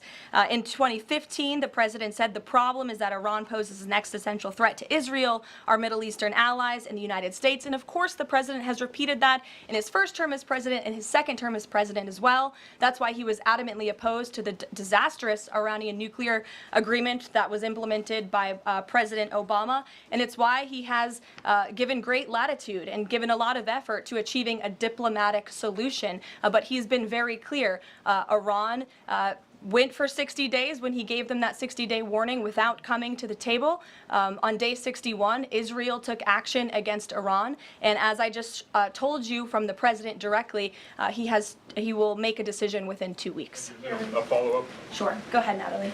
Thanks, Caroline. Can you confirm whether Steve Witkoff has been in touch with the Iranian foreign minister? And does Witkoff plan to go to Geneva tomorrow for talks? I am not tracking that on Mr. Witkoff's travel schedule, but I can certainly check in with him to be sure. As for correspondence between the United States and the Iranians, I can confirm that correspondence has continued. As you know, we were engaged with 6 rounds of negotiations with them in both indirect and direct ways. Thanks, Kelly. Just to clarify the president's statement just now, when he says that he'll make a decision in the next 2 weeks, is he saying that if Iran does not come back to the negotiating table within the next 2 weeks, that the president will strike? The president is saying that he will make a decision whether or not to go within the next 2 weeks. It's very clear and direct. And is he seeing any signs of progress? He obviously is holding out hope for negotiations, but is he seeing any inklings of progress that give him that hope that talks are still possible? Well, that's why he said in the statement that I just read for all of you, based on the fact that there's a substantial chance of negotiations that may or may not take place with Iran in the near future, he will make that decision within the next 2 weeks. What makes him think there's still a substantial chance, is my question. I'm not going to get into the reasoning and the rationale the president believes that, but that's his position, and he will make a decision within the next 2 weeks. Caroline. Sure. Thanks, Caroline. President Trump has said previously in regard to Russia, he's used this phrase about 2 weeks several times in terms of like, we expect like a 2-week deadline and then you give another 2-week deadline. How can we be sure that he's going to stick to this one on making a decision on Iran? Well, in those deadlines, as you've seen in respect to Russia, Ukraine, might I add, these are 2 very different, complicated global conflicts, as you know, that the president inherited from our previous incompetent president in the weakness of the previous administration. And the president has spent a tremendous amount of time and effort cleaning up these crises that were caused by the last administration's just complete dereliction of duty on the world stage and American weakness. Now we have American strength again. With respect to Russia and Ukraine, because of that American strength and the president's leadership, we have seen these 2 sides engage in direct negotiations. And the last time the president said 2 weeks, you saw Russia and Ukraine have direct negotiations for the first time in years. And so the president is always interested in a diplomatic solution to the problems and the global conflicts in this world. Again, he is a peacemaker in chief. He is the peace through strength president. And so if there's a chance for diplomacy, the president's always going to grab it. But he's not afraid to use strength as well, I will add. Francesca. Thanks, Caroline. What exactly would a deal with Iran need to entail? No enrichment of a uranium, and it would absolutely not. Iran is not absolutely not able to achieve a nuclear weapon. The president has been very clear about that. And by the way, the deal that Special Envoy Witkoff proposed to the Iranians was both realistic and acceptable within its terms, and that's why the president is sent that deal to them. To follow up on what you told Natalie, are the talks that the United States is currently having with Iran direct, or are those through intermediaries? And if so, which countries are acting as the intermediary right now? Out of respect for the ongoing discussions and negotiations, I am not going to get into the details of them. We've provided you confirmation for now. Go ahead. Sure, and then behind you too. Oh, okay. Thanks. Sorry. On the topic of negotiations and talks, does the president have any hopes or specific expectations for the talks tomorrow between European foreign secretaries and their Iranian counterpart? Well, certainly the entire world is on the president's side when it comes to the fact that Iran cannot obtain a nuclear weapon. This is something that pretty much all of humanity, except for the Iranian terrorist regime themselves, agree upon. And so the president expects that Europe will deliver that message directly to the Iranians. Why does President Trump believe that this 90-day extension on TikTok will provide more runway perhaps than the previous extensions that haven't led to a divestment deal? Because it's more time to make a good deal. Simple question. Dasha? Thank you so much. I know things are going day by day right now. The president wants maximum optionality. Is the possibility of the U.S. getting involved in regime change in Iran at all on the table at this point? And then I have one on Sure. The president's top priority right now is ensuring that Iran cannot obtain a nuclear weapon and providing peace and stability in the Middle East. On Medicaid, Caroline, the Senate put forward Medicaid provisions, particularly a lower cap on state provider taxes that hospitals have said would lead to mass closures, particularly in rural communities. Is the president willing to sign a bill that includes those provisions that Republican senators like Josh Hawley say will lead to hospital closures? Out of respect for the ongoing discussions that the White House is very much actively involved in with our friends in the United States Senate, I won't comment on that specific provision. Look, the bill hasn't been sent to the president's desk yet. There's more room for change. The president, for one, I will reiterate, has been very clear on his priorities with respect to Medicaid. He wants to see waste, fraud, and abuse ridden from the system to protect it for tax-paying citizens who deserve those much-needed benefits. He wants to prioritize the sick, the needy, the poor in this country who deserve those benefits, not the 1.4 million illegal aliens who are receiving them. And he wants to make sure this one big beautiful bill kicks those illegal aliens off of this program to preserve it and protect it and strengthen it for the American people. And the president has been very clear in that message to his friends in the Senate. Jackie. Thank you, Caroline. Sure. Logistically, if the Iranians are getting to Geneva, does that mean they've found a way to get to the White House? I am not going to get into hypotheticals, but as you heard from the president yesterday, they have expressed interest in doing so. There's a lot of Philip. pressure on the president to come to the aid of Israel. There's a lot of pressure on him to finish the job with force. How is he balancing the concern that if he doesn't choose to do that, that it would send a message to Xi Jinping about the U.S. commitment to Taiwan?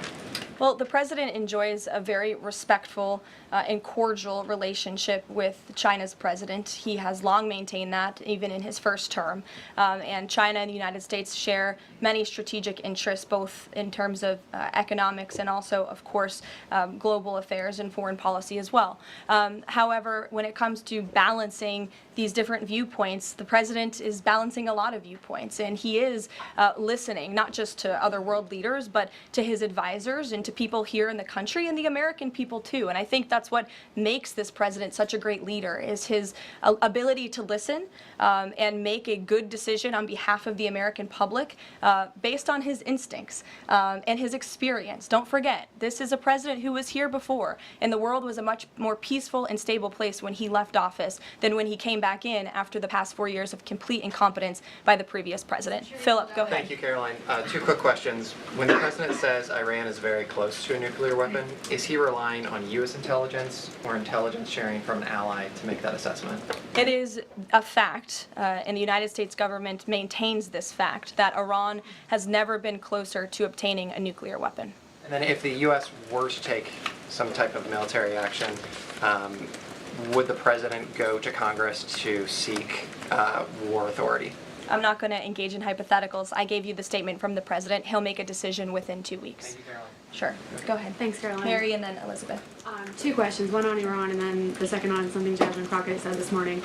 So given that we know the Iranian government did order an operative to assassinate the president, is there concern that Iran might respond with non-traditional military ways to some kind of strike on Iran, such as another assassination attempt? And has the Department of Justice looked into this last attempt on the president's life? I believe Secret Service and the FBI have looked into the 2 assassination attempts that took place against the president, both of which were sad days in our nation's history. So I would defer you to the Department of Justice on where those investigations stand. But as for your question regarding Iranian retaliation, I'm not going to engage in hypotheticals again, but I can assure the American public and the world that this administration is prepared and ready to defend American interests and assets, not just in the region, but here on our homeland as well. Thank you. And then really quick on Jasmine Crockett, she said, I believe, that Trump supporters are mentally ill before calling for bipartisan support against the president. Can you respond to that, especially considering she's a rising star in the Democrat Party right now? She is a rising star. It's quite something to behold, actually. I hope that she continues to be a rising star for the Republican Party, at least. I think it's incredibly derogatory to accuse nearly 80 million Americans of mental illness. The last time I checked, Jasmine Crockett couldn't dream of winning such a majority of the public as President Trump did. And the America First movement, which President Trump has built, is filled of hardworking patriots, the forgotten men and women, business owners, law enforcement officers, nurses and teachers, and middle America, as we all know, from where you all grew up, outside of this beltway. That's who makes up this president's movement. And Jasmine Crockett should go to a Trump rally sometime and she can see it for herself. Jennifer. One on North Korea and one on China. Sure. On North Korea, they launched some rockets into the ocean today. What does the White House make of that? Do you read any meaning into that timing of that launch? And then on China, do you have any reaction to Xi Jinping's offer of intervening in Iran diplomatically? And are you seeing any signs that China would get involved militarily to support Iran? I don't believe we're seeing any signs of that at this moment in time. As for Xi Jinping's offer, I will leave it to the president to respond to that himself. As for your question about North Korea, we are monitoring the situation. The Trump administration is in close contact with our new South Korean counterparts as we work together to deter our adversaries and preserve a free and open Indo-Pacific. And no matter where, our adversaries and our allies alike know that President Trump will not tolerate threats against our interests on his watch, even as he works to resolve the wars that he inherited. Alex, go ahead, and then I'll come to you. Thank you. Is the president concerned about the economy if farms and hotels, et cetera, struggle to find workers? The president's always concerned about the economy. That's on his mind every day. He wakes up, he checks the markets, he checks wage growth. As I pointed out, it's a record high today for middle class and American workers. So the president's always wanting to ensure that we have a strong and robust economy for the American people and worker, and we do. As for the specific concerns regarding jobs, look, the president has made it very clear we need to remove public safety threats from the interior of our country, and that remains the focus and the priority of this administration when it comes to deportations, no matter where somebody works. If they're an illegal alien rapist or murderer that was allowed into this country in the past 4 years by this administration, the American people want those types of criminals to be deported from our country, and that's what the president is backing ICE to do. Thanks. There was an apparent skirmish between the Chinese and the Philippines in the South China Sea. Just curious if you had any reaction to that, and if the steps you're taking towards the Middle East right now are reducing your capacity to deal with that situation. I believe that happened as I was preparing and coming out here, so we'll get you a response to that. Certainly we have one, and our teams are always monitoring situations all around the globe. Okay, and then one more just on Iran. Just over the past 24 hours, we've seen some Israeli strikes on Natanz, Isfahan, and Kondab nuclear facilities. Is there any assessment just of how effective or what the result of those strikes will be? What I can share is that the IDF and Israel, I think, have exceeded a lot of people's expectations in their ability to really hinder Iran's nuclear facilities, but also they've taken out key people in the Iranian regime's leadership as well. So this is something, of course, we are monitoring and watching every day, and the president was just in an intelligence briefing. He continues to be briefed by his National Security Council, and he will throughout the duration of this war and conflict. And he also remains in constant communication with our Israeli counterparts, most notably Prime Minister Benjamin Netanyahu. Kristen. Thank you, Caroline. We have heard from a number of U.S. officials who say that Iran doesn't want to make a deal, that they are just stringing the United States along. What is to say that they are not going to continue to do so if we if we continue to give them extensions now 2 weeks before 60 days? Look, Iran is in a very weak and vulnerable position because of the strikes and the attacks from Israel. And with respect to the president's statement, I shared that with all of you. And he has been very direct and clear. Iran can and should make a deal. We sent a deal to them that was practical, that was realistic, or they will face grave consequences. Why is Steve Witkoff not participating in the talks this week? I can ask Mr. Witkoff why he is not. Thanks, Caroline. Does the president object if Israel attempts its own operation against Fordo in the next 2 weeks? I won't decide that for the president, nor will I share that here. I'll let him speak to that. And then just another one. Iran is apparently warning Europeans that if it's struck by the U.S., it may withdraw from the nuclear proliferation treaty. That would result in throwing out inspectors and taking the program dark. What does the president think of the value of having Iran as a full signatory of that treaty? Well, that's reckless rhetoric, but I understand the Europeans are meeting with the Iranians tomorrow, so we'll see how that meeting goes. Just one Nikki, more go on ahead. Juneteenth. Does the Nikki. president plan to commemorate the holiday today or make any comment on it? I'm not tracking his signature on a proclamation today. I know this is a federal holiday. I want to thank all of you for showing up to work. We are certainly here. We're working 24/7 right now.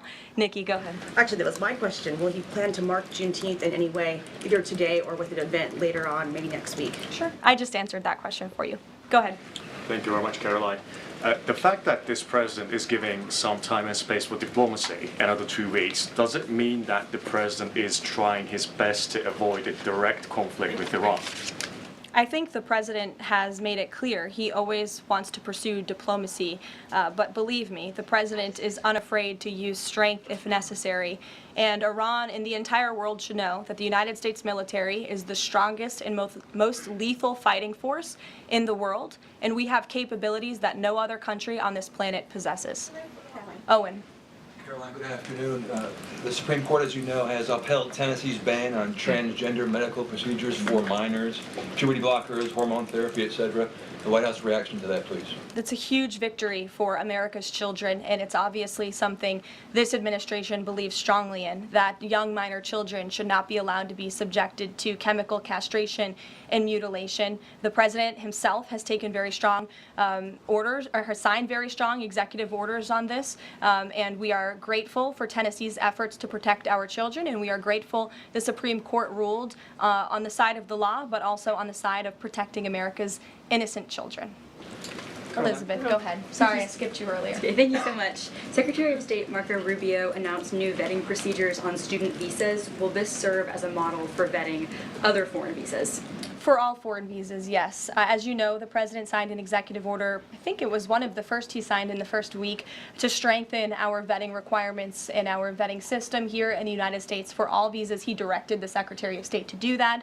There was a pause in some of that vetting, as you all know, recently, especially with respect to students from some certain countries. But the vetting has continued, and it's stronger than ever before. As for specifics on how the vetting process has changed, I would defer you to the Department of State. As you know, they're in charge of things like that. Thank you. To what extent is this 2-week delay with Iran the result of interventions by the likes of Tucker Carlson, Marjorie Taylor Greene, or the entreaties of European leaders who want a de-escalation? Look, the president hears all voices across the country, and he makes decisions based on his instincts. And he has always said diplomacy is his first option. And is he still planning to attend the NATO summit next week? He is, yes. We will be departing from Washington on Monday morning, and hopefully we'll see some of you there. Kayla. Thanks, Caroline. Oil prices have been spiking over the last week. Is the president watching the oil market, and is that factoring into his decision-making in the Middle East? Again, as I said to, I think, Alex's question previously, the president is always watching, and this administration is doing more than any in history to bring oil prices and gas prices here at home down for the American public. They have been plummeting since President Trump's inauguration because of the executive action and the federal action this administration has taken on the home front. But yes, of course, he's paying attention and monitoring that. But as for whether it's weighing into his decision, there's a number of factors that, of course, are, and as I said, he will make that decision in the next 2 weeks. Can't reiterate that enough. Ouija. Caroline, thank you. With regard to a potential deal Iran has said it will not negotiate under duress. Does the president believe there should be a ceasefire in these next 2 weeks as the U.S. tries to broker a deal?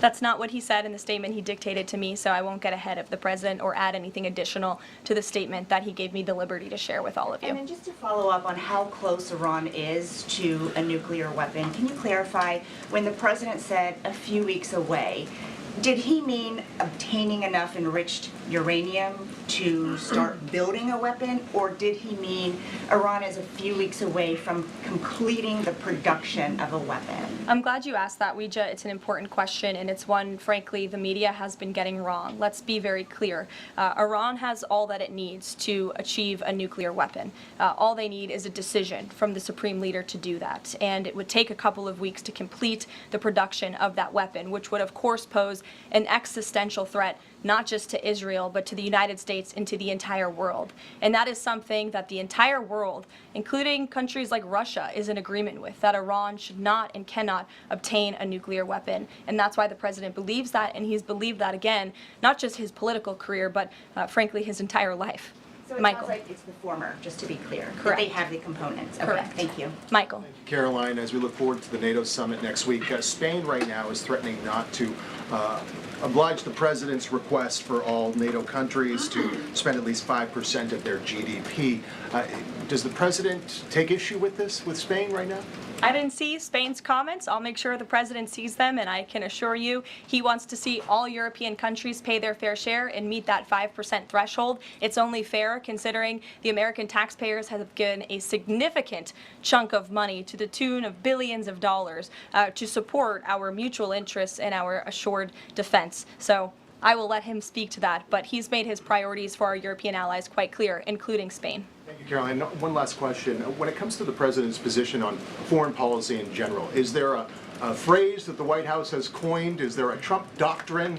Does the president like to talk about this? Anyone here in the White House talking about this? And if so, if there is something akin to a Trump doctrine, how would you define it? America first, always. And with that, I think I'll leave you. I know there's a lot of news in the world right now. As you know, our team is always here to answer your questions, and the president, I am sure, will take more questions from you guys at some point this week, as he always does in the effort of transparency. I appreciate your being here on a federal holiday, and we'll see you later. Thank you. Thanks, Caroline.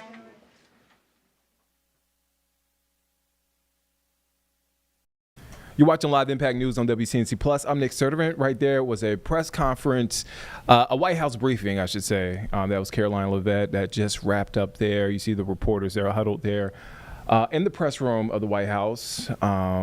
She spoke about the conflict between Israel and Iran, the TikTok ban deadline that just got extended today by President Donald Trump, and much more that's happening there. And we're expected to get a decision in action as far as the U.S.'s involvement in Iran in the next 2 weeks by President Donald Trump. So that was the White House briefing there in Washington, D.C. All right, should we get to our next thing, Carlene? We should. All right, are we ready for it? We're ready. All right, I gotta do a temperature check sometimes, Carlene. Okay, you check it on me. We're ready. All right, so we're talking about Purple Heart Homes. It's a national nonprofit with local chapters, and there's a chapter in Statesville. Mm-hmm. And so the organization's mission is basically helping local veterans with a solution for housing. You're talking about renovations, from roofing, the bathroom appliances, the maintenance. I mean, they do incredible work. We have WCNC Charlotte's Bria Smith here in studio. First time here. It is. Excited to be here. Thank you. Welcome. Welcome, Bria. Thank you. So excited. All right. So you're covering the story. Yo, okay. Hand claps. We clap. We clap. I don't want to bypass that. We cheer here. Thank you.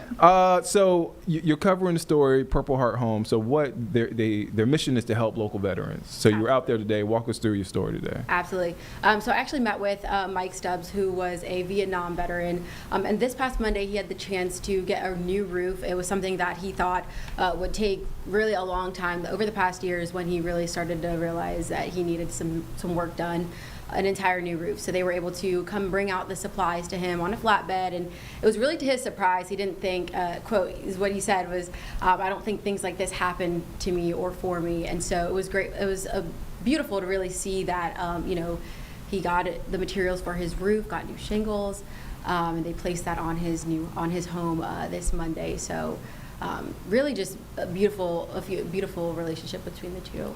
What was his reaction when they were bringing all this stuff? Were there any tears that were shed or anything? I mean, I'm sure that there was. So that was this past Monday. We didn't get the chance to be there for that and see that. But he did say when he got the phone call that he was approved 1 month ago. I mean, this was a quick process. He was shocked. He was really in disbelief. He was he was like, are you guys for real? Is this for me? So he was very grateful, and I could tell that he was so really honored to have been chosen. So you do have to apply and be qualified, but it was great to hear his story. How often do they help veterans? Anytime they might need it. They've helped several here. So in the Charlotte proper area, about 50 veterans here. But when you think about our region, north of Charlotte and even down into South Carolina, it's 3 times that. So here in Charlotte, they've spent about $600,000 on renovations. But that number triples when you're talking about the entire region. So they have several chapters. Their headquarters is in Statesville. And so several chapters throughout the country. It's a national nonprofit. But they do a lot of work here, and they're even extending their work and their service to Puerto Rico. So they're helping veterans there with their homes who have been actually impacted by Hurricane Maria that hit years ago. So they're really trying to expand their resources and what they can provide for people. I mean, it's so cool because you think about veterans. They fought for our country. They deal with lingering injuries. There's a family friend of mine who used to jump out of planes, and they have hip surgeries and different surgeries, and they have these long-lasting mental impacts and physical impacts. So just to have that, those renovations, I'm sure that that goes a long way. Yeah, it's a big it definitely deal. does. And Mr. Stubbs actually mentioned too, he was expecting it to be at least $20,000. Oh, wow. But the beautiful thing about this is that it's free of charge to veterans. So once you apply and you're approved, everything's taken care of. And they even go as far as if you need a home, 50% of the mortgage of that home is covered through them. So literally any chance that they get to really take that burden and that load off of the veterans. And there's job opportunities too, so it's not just with a home or placement. Before I let you go, when can folks check out your story? 5:30 it will air.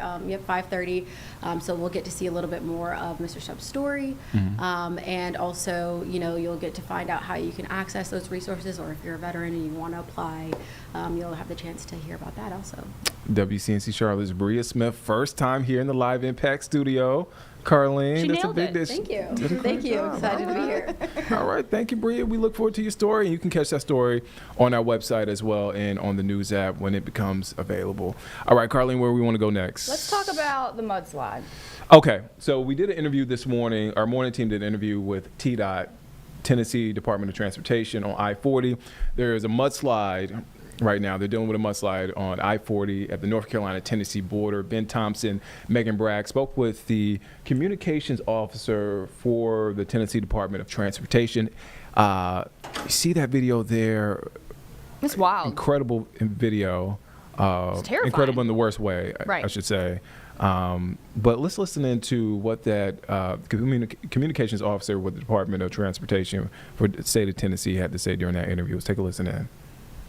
I-40 near the North Carolina-Tennessee state line is closed because of mudslide, and it's expected to cause some major traffic impacts for folks who travel on I-40. Here to give us an update on the situation is Mark Nagy. He's the communications officer for the Tennessee Department of Transportation. Mark, thanks for taking time. I imagine you and your colleagues have your hands full. Where do things stand right now as far as the timeline for reopening this part of the interstate? Well, there's no timeline currently. Yesterday, we saw a massive amount of debris in the roadway from that rock slide and flooding. And this is something that occurred approximately 1 mile from the Tennessee-North Carolina state line. This morning, our TDOT crews are back in that area. They are assessing the roadway, the ramps. We've seen damage to the roadway itself and the on and off ramps at the exit right before the Tennessee-North Carolina state line. And they have to assess the slope in that area. So at the current time. There is no timeline for this roadway to reopen. Remember, this is in the same area where we saw the flooding from Helene last September, and there's already road construction activities taking place to rebuild the roadway in this area. Yeah, and I was actually just going to ask you that question, Mark, with that Helene cleanup. Is this going to affect your progress with that? That's not known at this time. Certainly, we've already had one lane of traffic open in each direction in that area since last fall. We're not certainly don't want to see that roadway closed again. One thing to note, though, is that we fortunately have interstates in the area that people can get around. Anybody in Tennessee trying to get into North Carolina should utilize I-81 North to I-26 East in Unicoi County. Mark, are you prepared? I mean, looking at the forecast, are you expecting any more rock slides or mudslides in this area that can make this situation even worse? We're hoping that Mother Nature does us a favor here, and we don't see more rain. We had a lot of rain that went through Cock County yesterday afternoon, and that's when we had the rock slide and the flooding after that. We had about an inch or two in that area.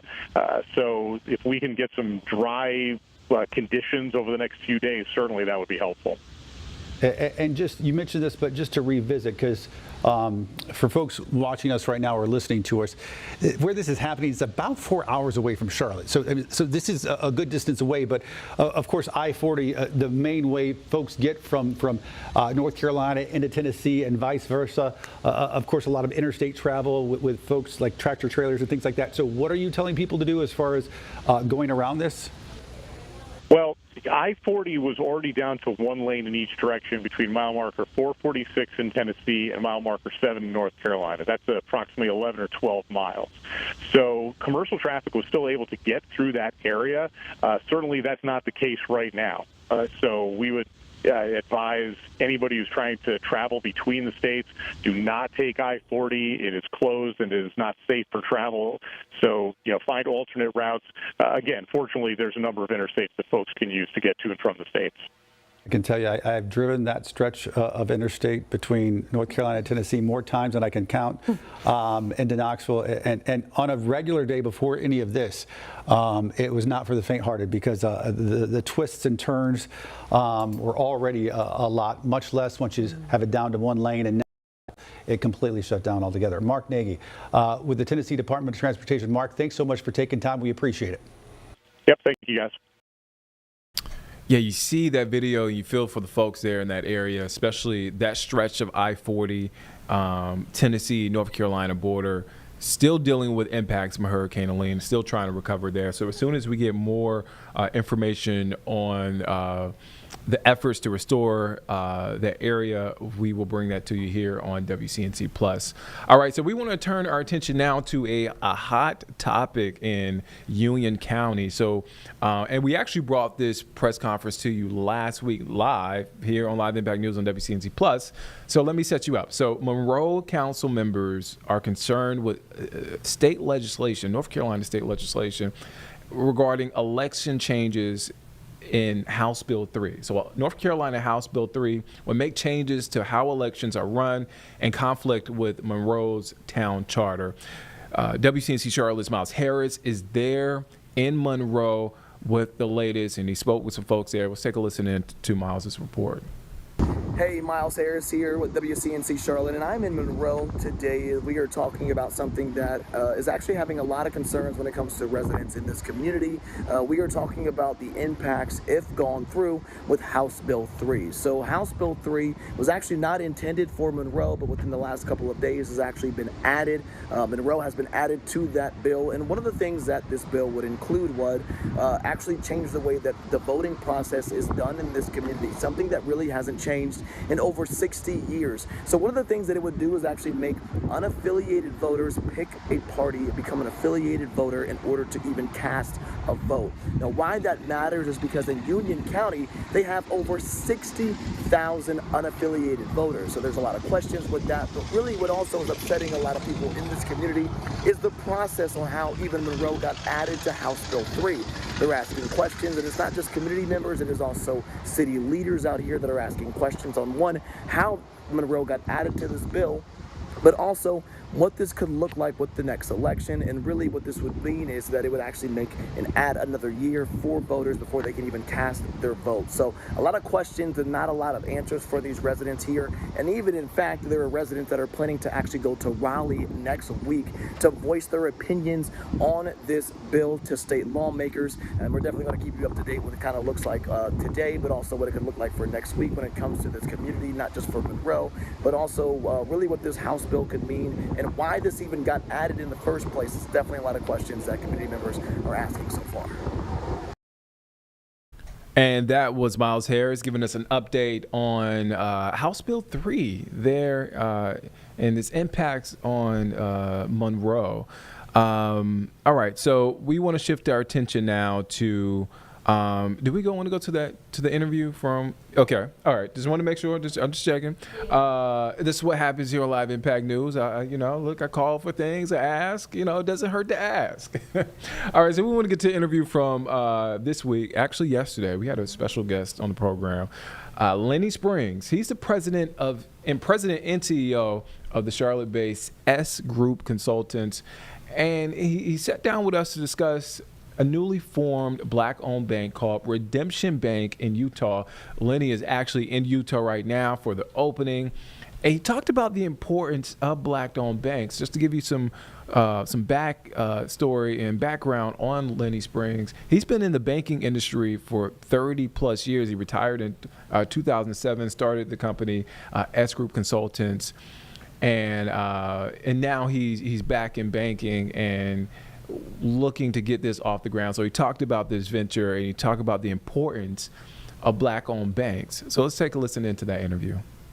We have a special guest, sharply dressed man. I should ask. I should have asked him where he's from, but we'll get to that in a second. He is a man with 30 years of experience in the banking industry.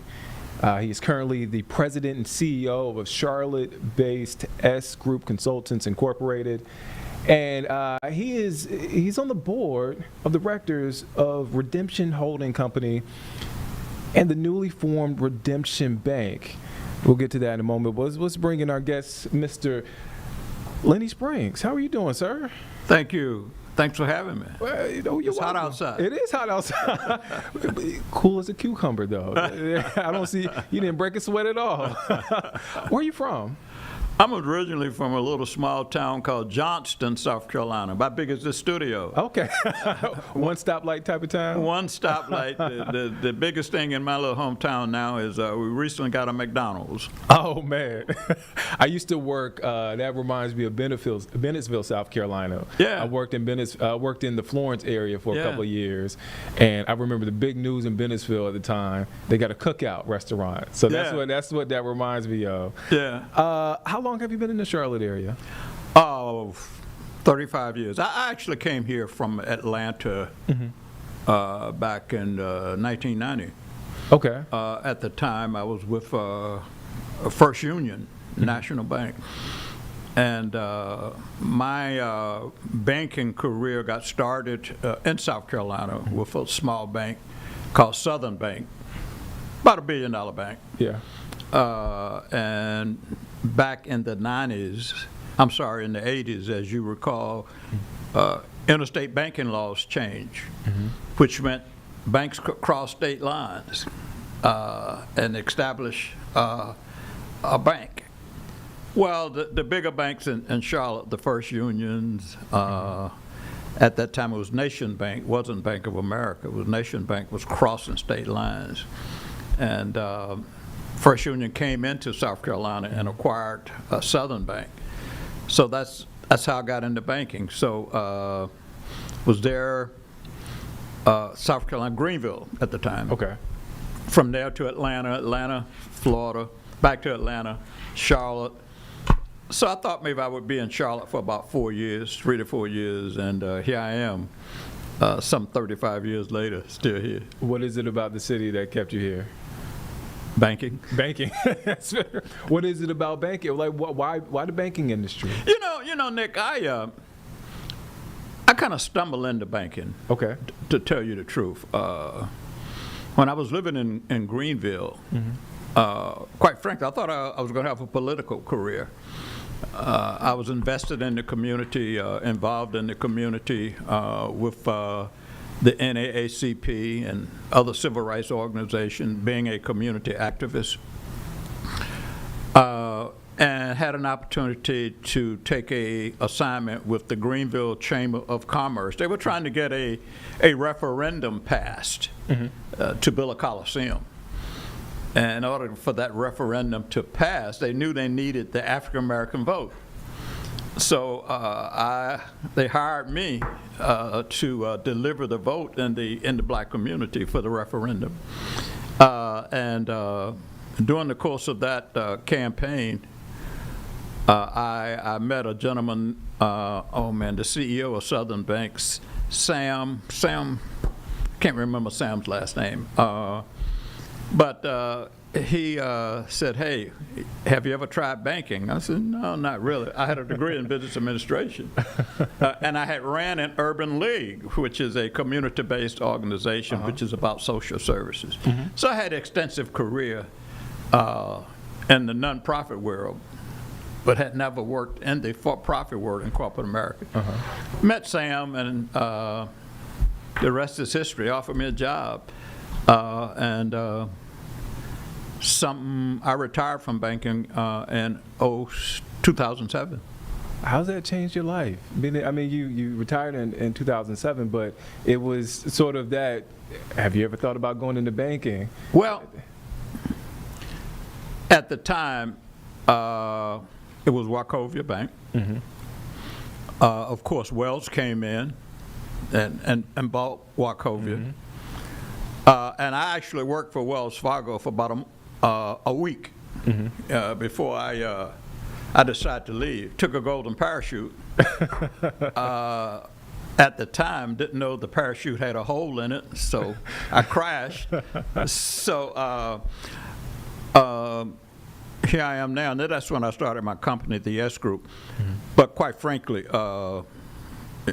getting back to my political days, a couple of years before that, I met a gentleman named Barack Obama. Okay, I think we've heard of him. He sounds familiar. And I met Barack out in Detroit, Michigan, I think it was. At the time, Kwame Kilpatrick was the mayor in Detroit, of Detroit. Kwame and I were friends, and he set the meeting up. And I really didn't know who Barack was. I mean, he was just a state senator then. So he had a meteoric rise. Yeah, but he said he was going to be president of the United States of America. So fast forward, when he ran, he called me and said, "Hey, come and work for me." I said, "Barack," I could say Barack then because he wasn't president. I said, "I'm supporting Hillary Clinton." He said, "You can't do that. You can't do that." So I said, "Okay." So I started supporting him, and after he got elected, I traveled all over the country being a surrogate speaker for him.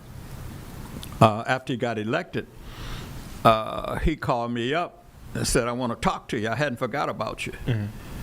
So he offered me a position in his administration as a senior advisor in education. And at first I said, "No." I said, "That sounds like work." But I decided to do it because the position was funding for historical black colleges and universities, ensuring that HBCUs continue to get that Title IV funding, which is financial aid. Being a product of an HBCU, I had a genuine interest in doing that. So I worked in his administration for 8 years. Now you got to shout out your HBCU. Yeah. You got to shout them out. What school did you go to? I went to Voorhees University. Okay. All right. Down in Denmark, South Carolina. So you have this, the president and CEO, again, of S Group here, consultants. How did you get involved with Redemption Bank? You know what? And what is Redemption Bank for those who don't know? Redemption Bank, we will be, I want to say, the 17th African-American bank in the country. We're 1 week old. Last Wednesday, we took over ownership of the bank. Let me give you a little history. How much time we got here? Oh, you got time. Go ahead. Okay, Go ahead. I don't want to talk too much. No. This is what the platform is for. Yeah, I don't want you guys putting me out the studio. No. I started an organization here in Charlotte called the 100 Black Men of America. We're about mentoring young African American men, particularly those young boys that come from female heads of household. We mentor them and hopefully dwell them into becoming men. We can't be fathers, but we can be mentors. The 100 Black Men of America had an opportunity to close the bell on Wall Street, ring the bell at closing back in October of 2023, so almost a couple of years ago. While we were on Wall Street, I met this gentleman named Ashley Bell. Ashley stood up and said, "I'm buying a bank." I said, "Yeah, right." So another young lady in the meeting, Judge Glenda Hatchett, whom a lot of folk know because of her television show, Judge Hatchett. Yeah. Glenda and I have been friends for years. So Glenda said to Ashley, "You need to talk to Lenny. Lenny's been in banking for years." And did he know your background and your history? No. It was just an introduction, He stood up and said, "I'm about bank." Glenda said, "Hey, he's got banking experience. Talk to him." I gave him a card. But it just so happened the next day at the airport, my flight was delayed, his flight was delayed, so we had a chance to just sit and talk. So we talked, and he said, "Man, yeah, I'm going to buy this bank in Salt Lake City, Utah." The name of the bank was Holiday Bank, a family-owned bank. The founder and CEO of the bank was getting up in age, and he was ready to get out of the banking business because his daughter was primarily running the bank. So I said, "Okay." Well, I really didn't think nothing of it. A couple of months later, I get a call from a consulting firm out of Boston saying, "Hey, we're doing due diligence on individuals to start this bank. Your name has been brought up, and we need you to fill out this IBFR, information for potential banking and board members." So I said, "Man, do I want to do that?" That's about a 50-page long. I mean, they check everything out. Who you are, every page of taxes. They know everything about you, if you fill this thing out. So I said, I'll try it. So I filled it out and really didn't think nothing of it. Well, they came back and said, "Well, you didn't do this right. You got to do that right. We need more information about your taxes and your tax return." So did that, and during that process, Ashley and I stayed in touch with each other. And then we had to raise, first of all, the regulators kept changing the goalposts. First it was about 20 million, went to about 22, then 24, then 26 in order to acquire the bank. So we was out there raising money. Primarily Ashley was raising the money. He and Bernice King. Bernice King, whom everyone should know, is the youngest daughter of Martin Luther King Sr. Bernice is going to be involved in the bank. In fact, Bernice is going to be senior vice president of what we call impact banking. Wow. Impact banking. So we made a decision early on to change the name from Holiday Bank to Redemption Bank. Dr. King was all about redemption. He was all about, as you recall, he was assassinated in Memphis, out there helping the garbage workers. Economics. Economics. So the name of the bank will be Redemption Bank. So it's been a long journey, but we put the money together, got approval from the FDIC on June 9th, had our first board meeting June 10th. I was elected vice chair of the holding company as well as vice chair of the bank board. June of this year, right? Yeah, a couple of weeks I was looking at the calendar. I was like, okay. Yeah. So the announcement actually came out last week. Yeah. And we will officially announce tomorrow, Juneteenth. So you're ahead of the game. I'm ahead of the game. That's why I had to get you in here. Yeah. So this station is ahead of the game with the announcement. So the bank will be headquartered in Salt Lake City, Utah. So as vice chair of the board and the holding company, I'll be flying back and forth to Charlotte to Salt Lake City. You're going tomorrow, right? You're flying out tomorrow, right? Yeah. Yeah.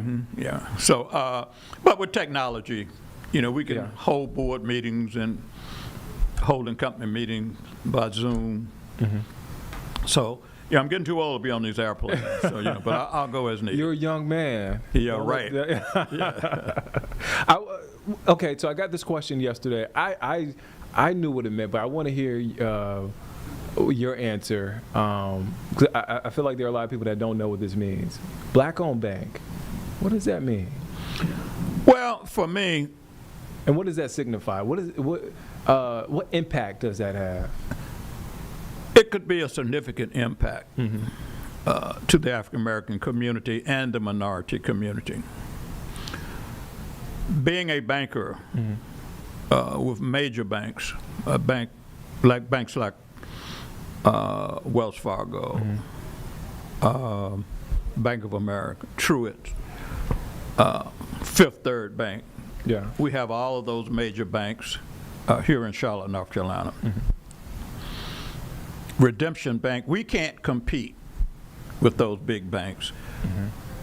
We will be only about $125 million bank, small. I will assure you that you look at the major banks, Bank of America, the Wachovia, that's just one branch from a standpoint of deposits. There are several banks in Charlotte that have much larger assets and deposits, and just in one branch. So we're just one branch operation right now. But we're in the process of building our technology platform, our digital technology with Redemption Bank, so that when you get your debit card, I'm not going to say if, I'm going to say when you get your debit card, you can take the Redemption debit card and go to any ATM and bank. Any ATM and bank once we build out our digital platform. That's the first order for us.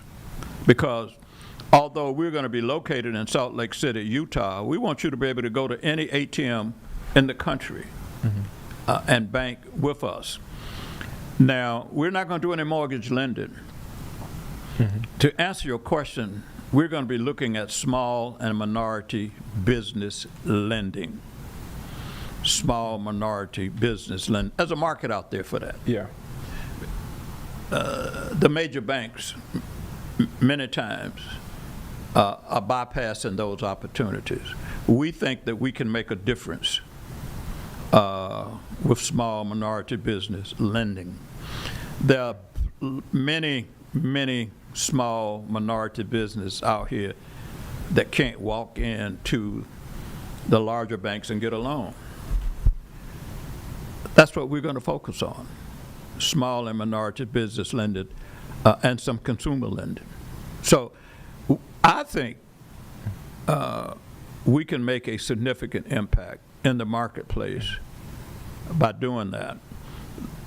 If we're going to grow this bank, even if you look at the minority banks in the country, we're still small.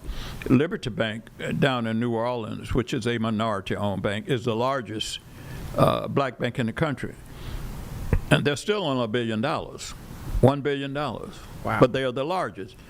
With us being only 125 million, we got a lot of room to grow.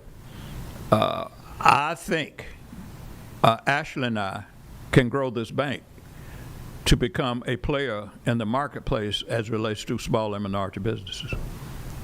Wow. One last question before I let you go. what would you label this phase of your life? You retired. You know, your life has been about, from what I'm hearing your story, about circumstance and opportunities that have just come by your way, and you've taken advantage of those opportunities, similar to Redemption Bank. What would you label this phase of your life? The final hurrah. The final hurrah. Okay. You know, and that's a great question. I'm 78 years old. I know I got fewer tomorrows than yesterdays. Mm-hmm. I know that.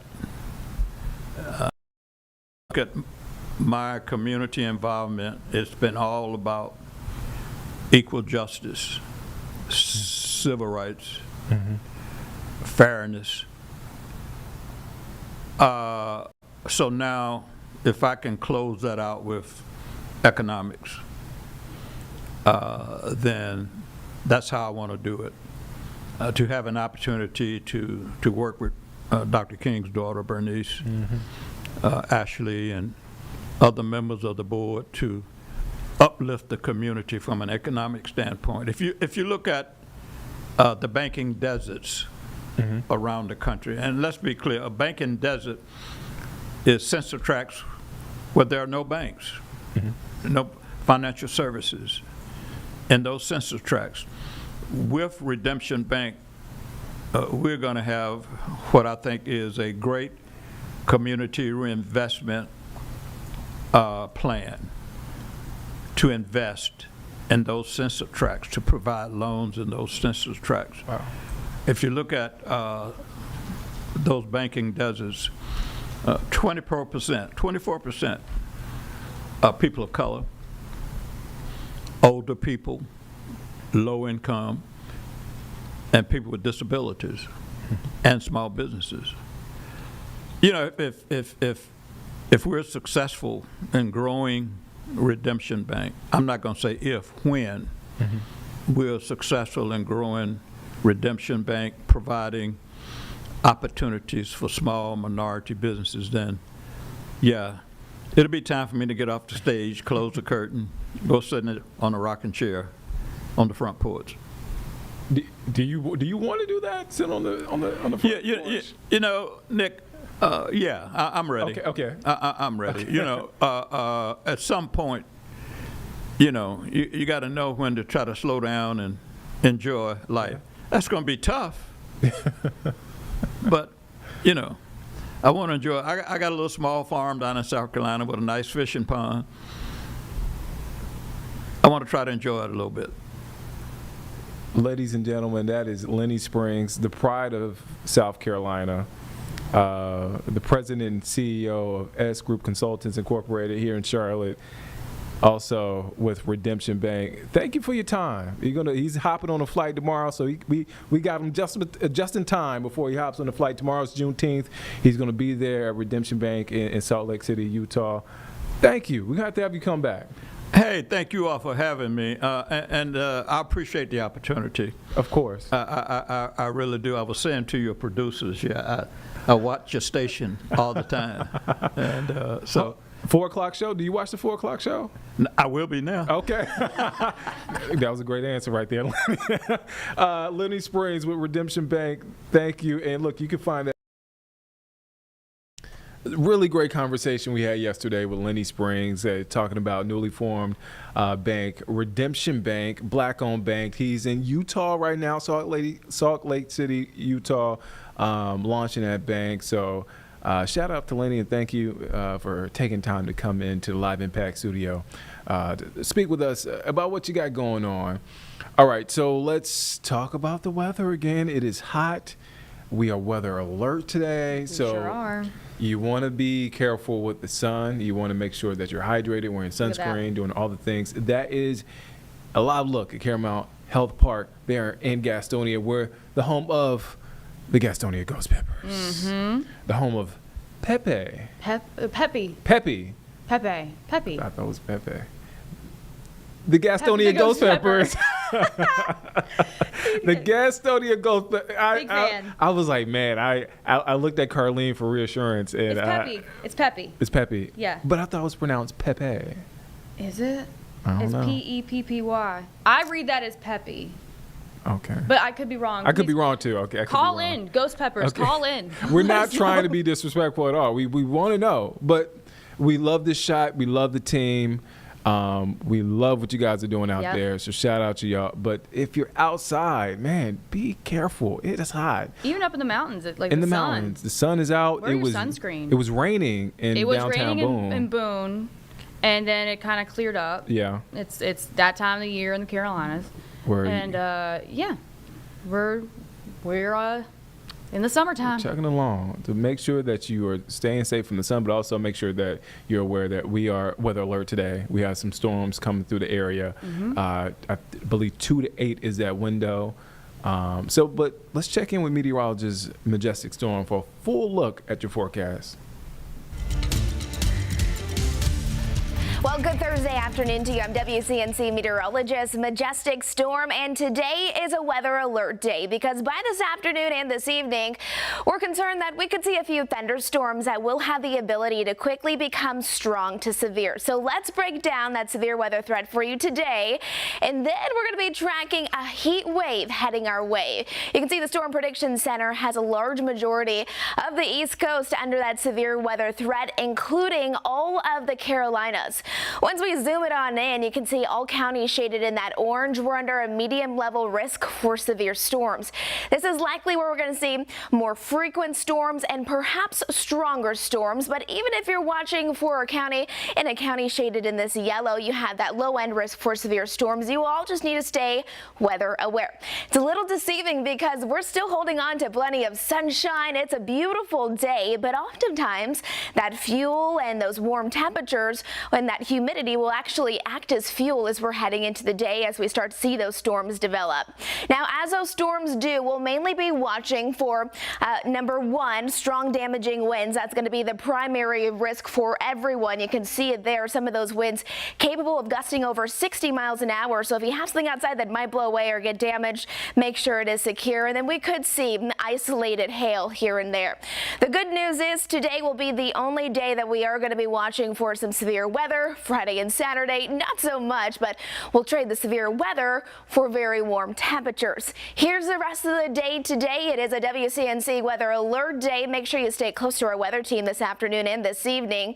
You can see how the timeline plays out. Temperatures rise back into the 90s, staying very warm even after dinner time. And the best opportunity for those storms to become strong to severe will be between about 2 o'clock this afternoon and 8 p.m. tonight. While strong damaging winds are our number one concern, we're also going to be watching for brief heavy downpours, frequent lightning. You may even hear some loud rumbles of thunder. So it's going to be one of those days where if you have something to do outside, get it done sooner rather than later. Futurecast looks like this as we're heading into that 2 o'clock time frame, starting to see some of those storms move in across the mountains.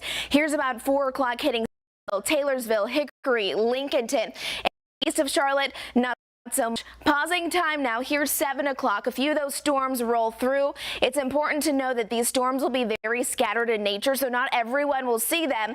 But the people who do, you just need to know that some of those storms could become severe.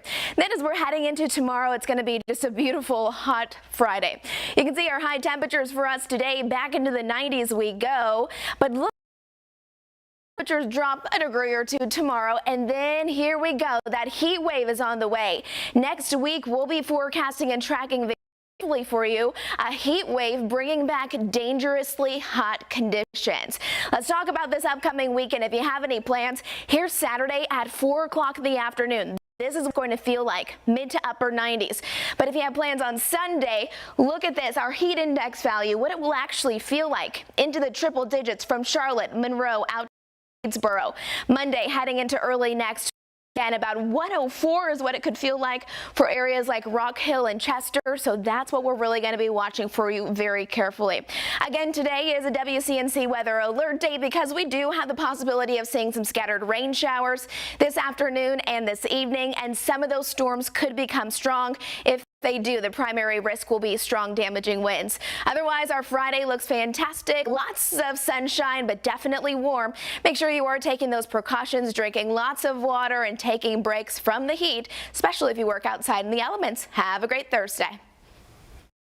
Some good advice there from Majestic Storm, meteorologist Majestic Storm, with the full forecast. It's a live look at the mountains. Sun is out. It was raining earlier, but this is the current conditions right now. And this is summer, practically summer. I know summer is tomorrow technically, but this is summer in the Carolinas. We're in it. We're in the thick of it, and it just started, or it's about to start. So again, just make sure you stay hydrated. Make sure you're wearing your sunscreen. Make sure you're being safe, and make sure you have your phone handy, other devices handy, and have our app there and readily available, because we are weather alert today with the potential of strong storms moving through our area. All right, so we want to stick to the theme of, I know we talked about impact of Hurricane Helene, talking about the weather. So Lake Lure's mayor joined Live Impact News this week to discuss the town's ongoing recovery from Helene and what's next after meeting with FEMA officials. The mayor actually spoke with Vanessa Rufus. Let's listen into that interview. Meantime, you're watching here Live Impact News on WCNC Plus. I'm Vanessa Rufus taking over for Nick Sturdivant. We have a really important topic to talk about here this hour, and that is Helene recovery. And we're pleased to be joined right now by Lake Lure Mayor Carol Pritchett, because there's a lot to mention about what's open in Lake Lure, how folks can go and support the town, but also we really got to talk about the ongoing recovery efforts, because it is a process even all these months later. So Carol, thanks so much for joining us. We appreciate your time. You're certainly welcome. I'm delighted. So let's start off with Lake Lure. How is the town doing? What's open? I've seen you've put some events on the calendar for this month and beyond, so it sounds like y'all are welcoming folks right now to come and visit. We absolutely are. That's absolutely true. Lake Lure, the town of Lake Lure is absolutely open and thriving, and we're so grateful for all the progress that has been made. And so many things are ready to receive visitors. The one thing that we're not able to open right now is the actual lake itself. We're in the process, which is wonderful. Army Corps of Engineers is been in the process since actually October of removing all of the sedimentation and subsurface and surface debris from Lake Lure, but that will continue through the summer. And until we have removed all of that, the lake cannot be open for visitors. But other than that, that's just one part of what is available in Lake Lure. The trails are open, which are beautiful. We have two 18-hole golf courses that are open in Rumbling Ball. Morse Park is partially open. Our own Public Works Department has redone that. The gazebo, where so many weddings have taken place over the last decades, are open. All of our hotels and restaurants are open, so we absolutely welcome everyone here. Of course, there is a little 6474 is open only to locals through Chimney Rock now, but we're just 13 miles off 26, so you can certainly access us by 26 or coming up 6474, and we welcome everyone coming here. Now, I mean, you mentioned the fact that unfortunately you can't have the lake open yet for folks. This has been a really extensive, I guess, dredging, cleaning up process when it comes to the work. I saw the Army Corps of Engineers has been helping with that, and I've just kind of been blown away in general as we start to see the numbers reported from a statewide basis, both North and South Carolina with Helene recovery. The amount of debris that's been collected over the last several months related to this storm has been absolutely spectacular to think of. But I mean, that's a lot of work. And I mean, how much have you gotten actually out of the lake where you are right now? Well, you know, it absolutely is remarkable. This is so far, and just in the last week, I'll give you those stats just for the last week. 376,000 tons of silt and sediment was removed. 46,744 cubic yards of debris from the waterway was removed. That is the largest amount of silt and sedimentation removed in 1 week so far. That's enough to fill 25 Olympic swimming pools. Wow. So it's an incredible endeavor, and just the Army Corps has been our partner and really our savior in all of this. They're working 24/7, literally. You know, sometimes when you're on the roads, when you come in, you may be a little delayed because there are trucks that are taking the debris debris and sedimentation out of the town. But I just ask you to bear with us on that, because every truck that you see that may slow you down just a little bit means one more truckload of sedimentation that's not in Lake Lure. So it's just an amazing effort, but there is a huge amount, as you said, of sedimentation and subsurface debris, and it probably will continue at least until this fall. Wow. That's unfortunate to hear, in the sense, we know that folks love the lake, and but I mean, just incredible progress thus far. Well, it is, and this will restore to the lake to its natural beauty and usability and safety. So yes, Helene was a disaster for everyone and certainly impacted people in different ways. We're so lucky in Lake Lure, of course, not to have any loss of life, but what's being done to the lake now will preserve it for generations to come. Recently, we spoke with the Boone Area Chamber of Commerce, and, we heard similar messaging from them as far as, we're open for business, come visit us. But we also heard something a bit more dire from the CEO and president there of the Chamber of Commerce, and he was speaking on the fact that we need people, not just we're welcoming people, we need people. He seemed pretty concerned that, that stat that we sometimes hear thrown out after natural disasters, the fact that 40% of small businesses don't reopen following a major natural disaster. He seemed to be concerned that that might come to fruition. What are you hearing from your small businesses in that area? Are they feeling as dire of a situation? And if so, what can folks do to help? Well, of course, our economies are all mainly based on tourism. Certainly in Lake Lure it is. However, the tourism, our product for tourism here is the natural beauty of Lake Lure. Yes, certainly predominantly the lake, but also the mountains, the trails, the parks, the golf courses, all those different things. So we don't have many merchandise stores here. So in a sense, that's really better, because you can focus on more than one thing. Though you may not be able to access the lake right now, you certainly can access all the other things that we have available. It is very difficult for small business owners, because we all know that small business owners have just a certain amount of capital reserves and really can't afford to go too long with no revenue coming in. And that is one reason that is so important for us to encourage people to come and enjoy all the things in Lake Lure. As an example, we'll be having our usual 4th of July celebrations on both the 3rd and the 4th, one in Rumbling Ball and one on the beach here. We are having many celebrations like that. So I encourage everyone to come.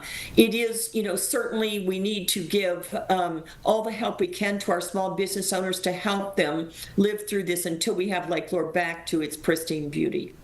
Yeah. I mean, one of the things as well that I think about with Lake Lure, and this just comes from, being a animal shelter volunteer, so I have a lot of colleagues, in my volunteer work who are also big animal lovers, but that was the Rainbow Bridge that was out there where everyone would bring their dog collars after their furry friend had passed away and crossed the Rainbow Bridge, right. And that got destroyed during Helene. But I understand that y'all have tried to get that back up and running, and maybe there were some ways to salvage, some of that bridge. Is that back in place for folks? We are, we're working on that right now. That's a work in progress. Certainly we're working with FEMA to get funding for that, certainly, but we are trying to preserve whatever parts of the bridge. It's not usable and it will have to be demolished, but we would like to preserve parts of it if we can, as a memorial to all the wonderful things that have happened on that bridge in the past. So that's certainly part of our plan moving forward.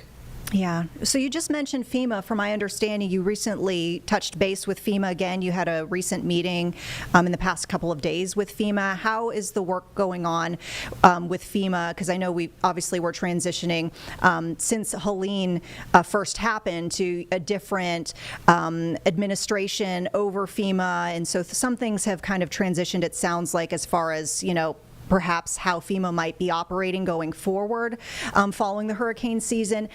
How was that transition for y'all? Do you feel like you're still getting what you need from federal agencies? And I guess, we'll keep it there with that question for now.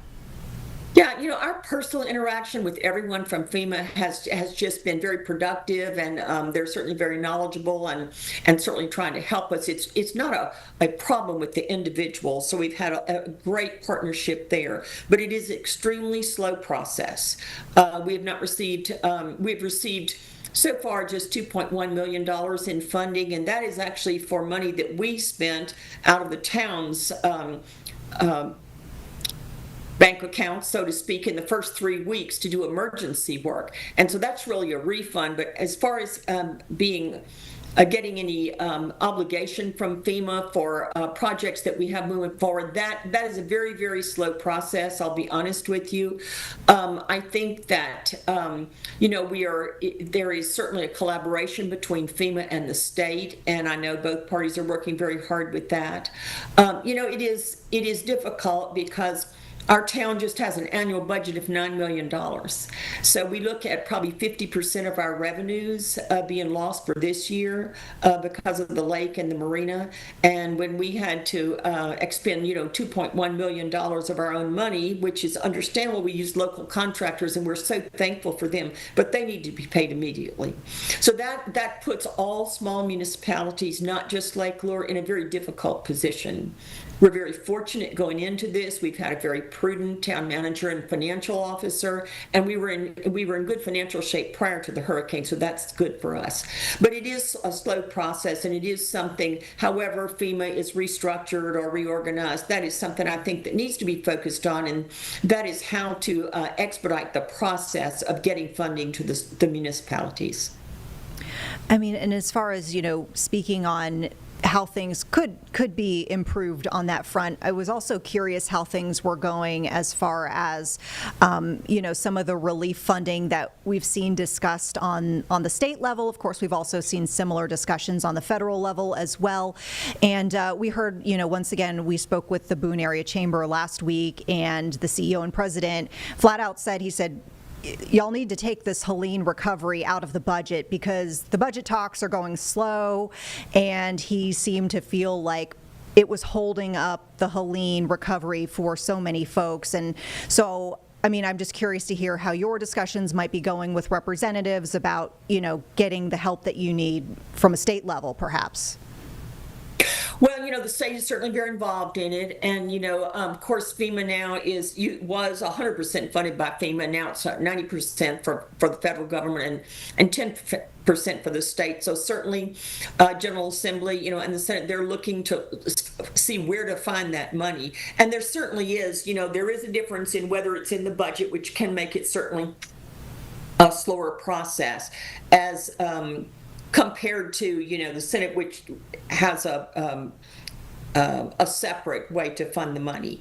So I think the state, I will tell you, I've heard so much discussion about all of these processes. Disaster recovery funding should be handled by the state, and I don't disagree that many times the state knows better because they're closer to the disaster, closer to the municipality, may know better what funding is more necessary than others. But that is a large department to develop, and one that I think the state is focusing on now moving forward. Grow North Carolina certainly has been implemented by Governor Stein, and they're working on trying to make sure that funding gets to the municipalities. So, it is a very slow process. FEMA has always been a very slow process, and I certainly do believe that there are things that need to be done to expedite that. I'm just curious your thoughts as you reflect back on the last several months now of the storm and then the recovery that followed. What have you learned about your town, about the folks in your community in the wake of the storm? Well, I'll tell you, it's just been remarkable. They always say disasters bring out the best and the worst of everyone, and that's probably true. But I think that, the amount of resilience and compassion and loyalty to the town has just been remarkable. We have not, so many people have said, is everybody leaving? Or no, people are not. They're here for the long run. They are willing to dig in, do whatever they need to do to adapt to the difficult situations right now. And, most of the residents here, everybody's had to make accommodations, from the business owners to the residents. But I think, the ability to look into the future, look at the long term, and realize that this is something that just takes a while to fix, and to be patient with it, and to recognize that, we're all inconvenienced by it, to be honest with you. So I think, one of the things that there are a lot of people in Lake Lure who are retired. We're getting lots of new younger people moving in, which is marvelous and always a real shot in the arm to any community. But a lot of the people here have been through hard times before, and I think that they appreciate more what it takes to just be resilient, stand shoulder to shoulder with the people in your community, and just work out the things that need to be done. So I couldn't have more admiration for the community here. Certainly just a tremendous amount of respect for our emergency management crew, both the fire and the police, who've just been amazing in all this. And all of our all of the people who work for the town of Lake Lure here have just really worked together and addressed a disaster, that they were unprepared to address, because not that we did not have a good emergency management plan, we did, but you can only make a plan for what you envision might possibly happen. So we learn from this, we recover from this disaster, and we move forward knowing more about what we need to do next time. How do you feel about us being in hurricane season now? I mean, is that kind of filtered your, the Helene experience, has that filtered your thoughts on hurricane season as we are in it right now, and how y'all have prepared for this season? What are your thoughts? Absolutely. We actually had a meeting 2 weeks ago to redo our emergency plan.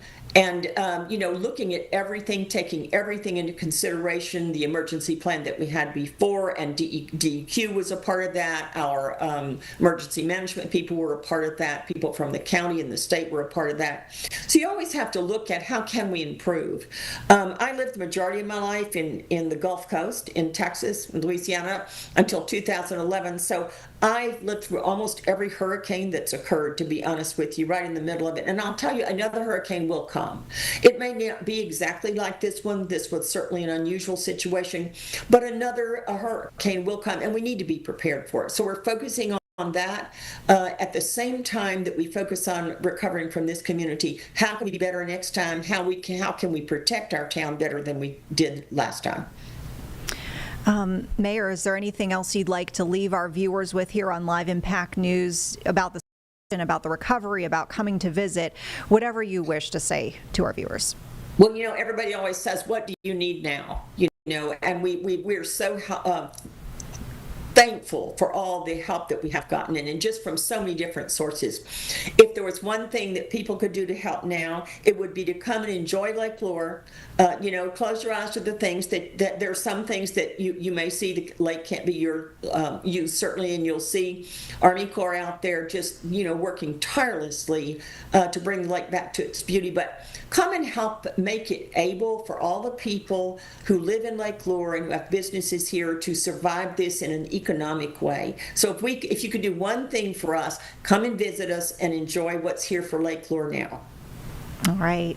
Lake Lure Mayor Carol Pritchett, thank you so much for your time here, and we hope to have you back on. Let us know if you have any big updates that you'd like to share with our viewers here on Live Impact News. I absolutely do that. Thank you for having me. It's my pleasure, truly. Absolutely. All right. We'll see you again soon. You're watching Live Impact News on WCNC Plus. I'm Nick Sturtevant. That was an interview with Lake Lure's mayor. Vanessa Rufus did that interview this week. We're talking about Helene recovery. We're approaching the top of the hour, so that's almost my time. I'll see you guys at 4 o'clock. But before I get you out of here, we want to get to an update out of Monroe. Miles Harris is there speaking with community members, council members in Monroe. They're concerned about a piece of legislation called House Bill 3, which would impact elections there. Let's check in with Miles right now. Hey, Miles Harris here with WCNC Charlotte, and I'm in Monroe today. We are talking about is actually having a lot of concerns when it comes to residents in this community. We are talking about the impacts, if gone through, with House Bill 3. So House Bill 3 was actually not intended for Monroe, but within the last couple of days has actually been added. Monroe has been added to that bill, and one of the things that this bill would include was actually the voting process is done in this community, something that really hasn't changed in over 50 years. So one of the do is actually make unaffiliated voters pick a party, become an affiliated voter in order to even cast a vote. Now, why that matters is because in Union County, they have over 60,000 unaffiliated voters. So there's a lot of questions with that, but really what also is upsetting a lot of people in this community, how even Monroe got added to House Bill 3. They're asking questions, and it's not just community members, it is also city leaders out here that are asking questions on, one, how Monroe got added to this bill, but also what this could look like with the next election. And really what this would mean is that it would actually make and add another year for voters before they can even cast their vote. So a lot of questions and not a lot of answers for these residents here. And even in fact, there are residents that are planning to actually go to Raleigh next week to voice their opinions on this bill to state lawmakers. And we're definitely going to keep you up to date what it kind of looks like today, but also what it could look like for next week when it comes to this community, not just for Monroe, but also really what this House bill could mean and why this even got added in the first place. It's definitely a lot of questions that community members are asking so far. All right, so we'll obviously have another update for you on the news coming up at 4 o'clock, and then at 5 and 6 as well. But first, I'm Colin Mayfield here on the WCNC Plus Impact Stream inside our awesome studio. A lot of folks have been talking about this heat dome that's not necessarily here just yet, but it will be at the beginning of next week, and really we'll start to feel those effects as we get into the weekend portions this next couple of days. And obviously, it's the feels like temperature that we've been really highlighting here. So we're going to bring in one of our meteorologists, Brittany Van Voorhees, to talk about the forecast, not only for today, because today and tomorrow really kind of a reprieve, even though I know it'll be closer to 90. It feels better outside than it will over the next week. And honestly, this heat dome, I know at some point it could go away, but a lot of folks have been asking me, when will we see any type of relief? And this is the summer. I don't expect us to see temperatures in the 70s again unless it's overnight. Yeah, it kind of depends on what type of relief you're looking at. I know we talk about this all the time off camera, Colin, but it's like you could have high pressure overhead, which means more heat and humidity and less storms, or you can have a day like today where it feels like temperature isn't quite in the triple digits, but it's still in the 90s, and that's what allows for pop-up storms to occur. So right now we're in that pop-up storm pattern with some of them becoming strong to even severe, and then as we transition into next week, we'll have a lot less storm activity, but the heat and humidity is going to be a bullseye over the Carolinas and a lot of the deep south. So let's talk about what's happening right now. Because of the prompting of heat and humidity, there are a few strong storms that have developed mostly north of the I-40 corridor. So a lot of this is not impacting the metro where most people live here in the Charlotte area. But of course, we can't forget about our friends in Caldwell County, Alexander, Iredell. So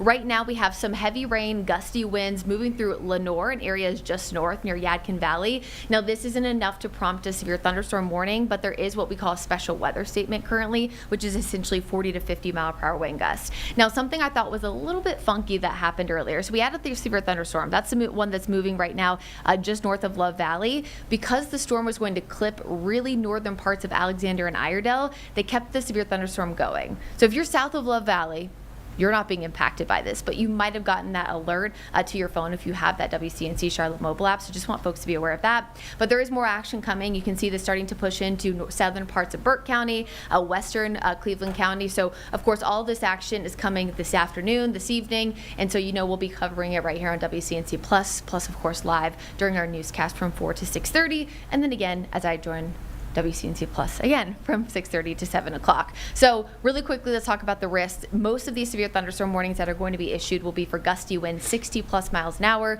If you're not seeing an official severe thunderstorm warning issued for your area, but the winds are gusty, they're most likely between about 40 to 50. And again, that's what prompts the special weather statement.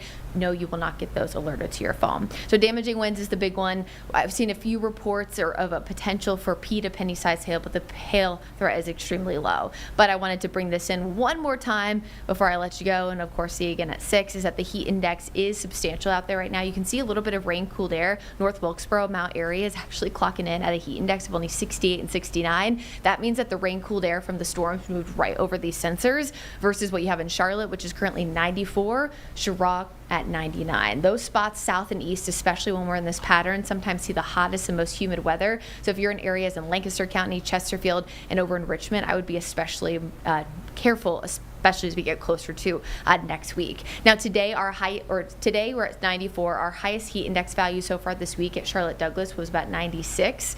So we'll see this pattern again today and tomorrow, but it's next week. We'll be looking at 100 degrees plus. And I know Brad says this all the time, but just a reminder, please don't come at me. Yes, it's always hot and humid during the summer.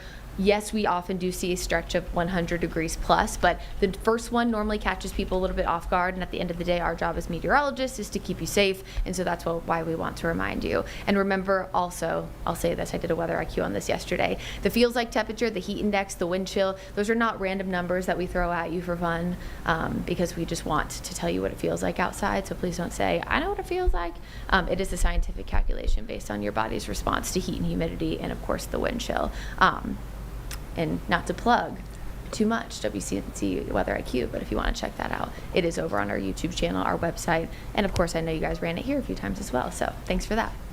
Yes, I mean, that absolutely actually brings up a good point, because one of the weather IQs that I think we had either this week or last week was about the differentiation between heat waves and heat domes, which there is a specific way you guys use the term for certain definitions of it, and obviously the heat dome that is going to be here next week.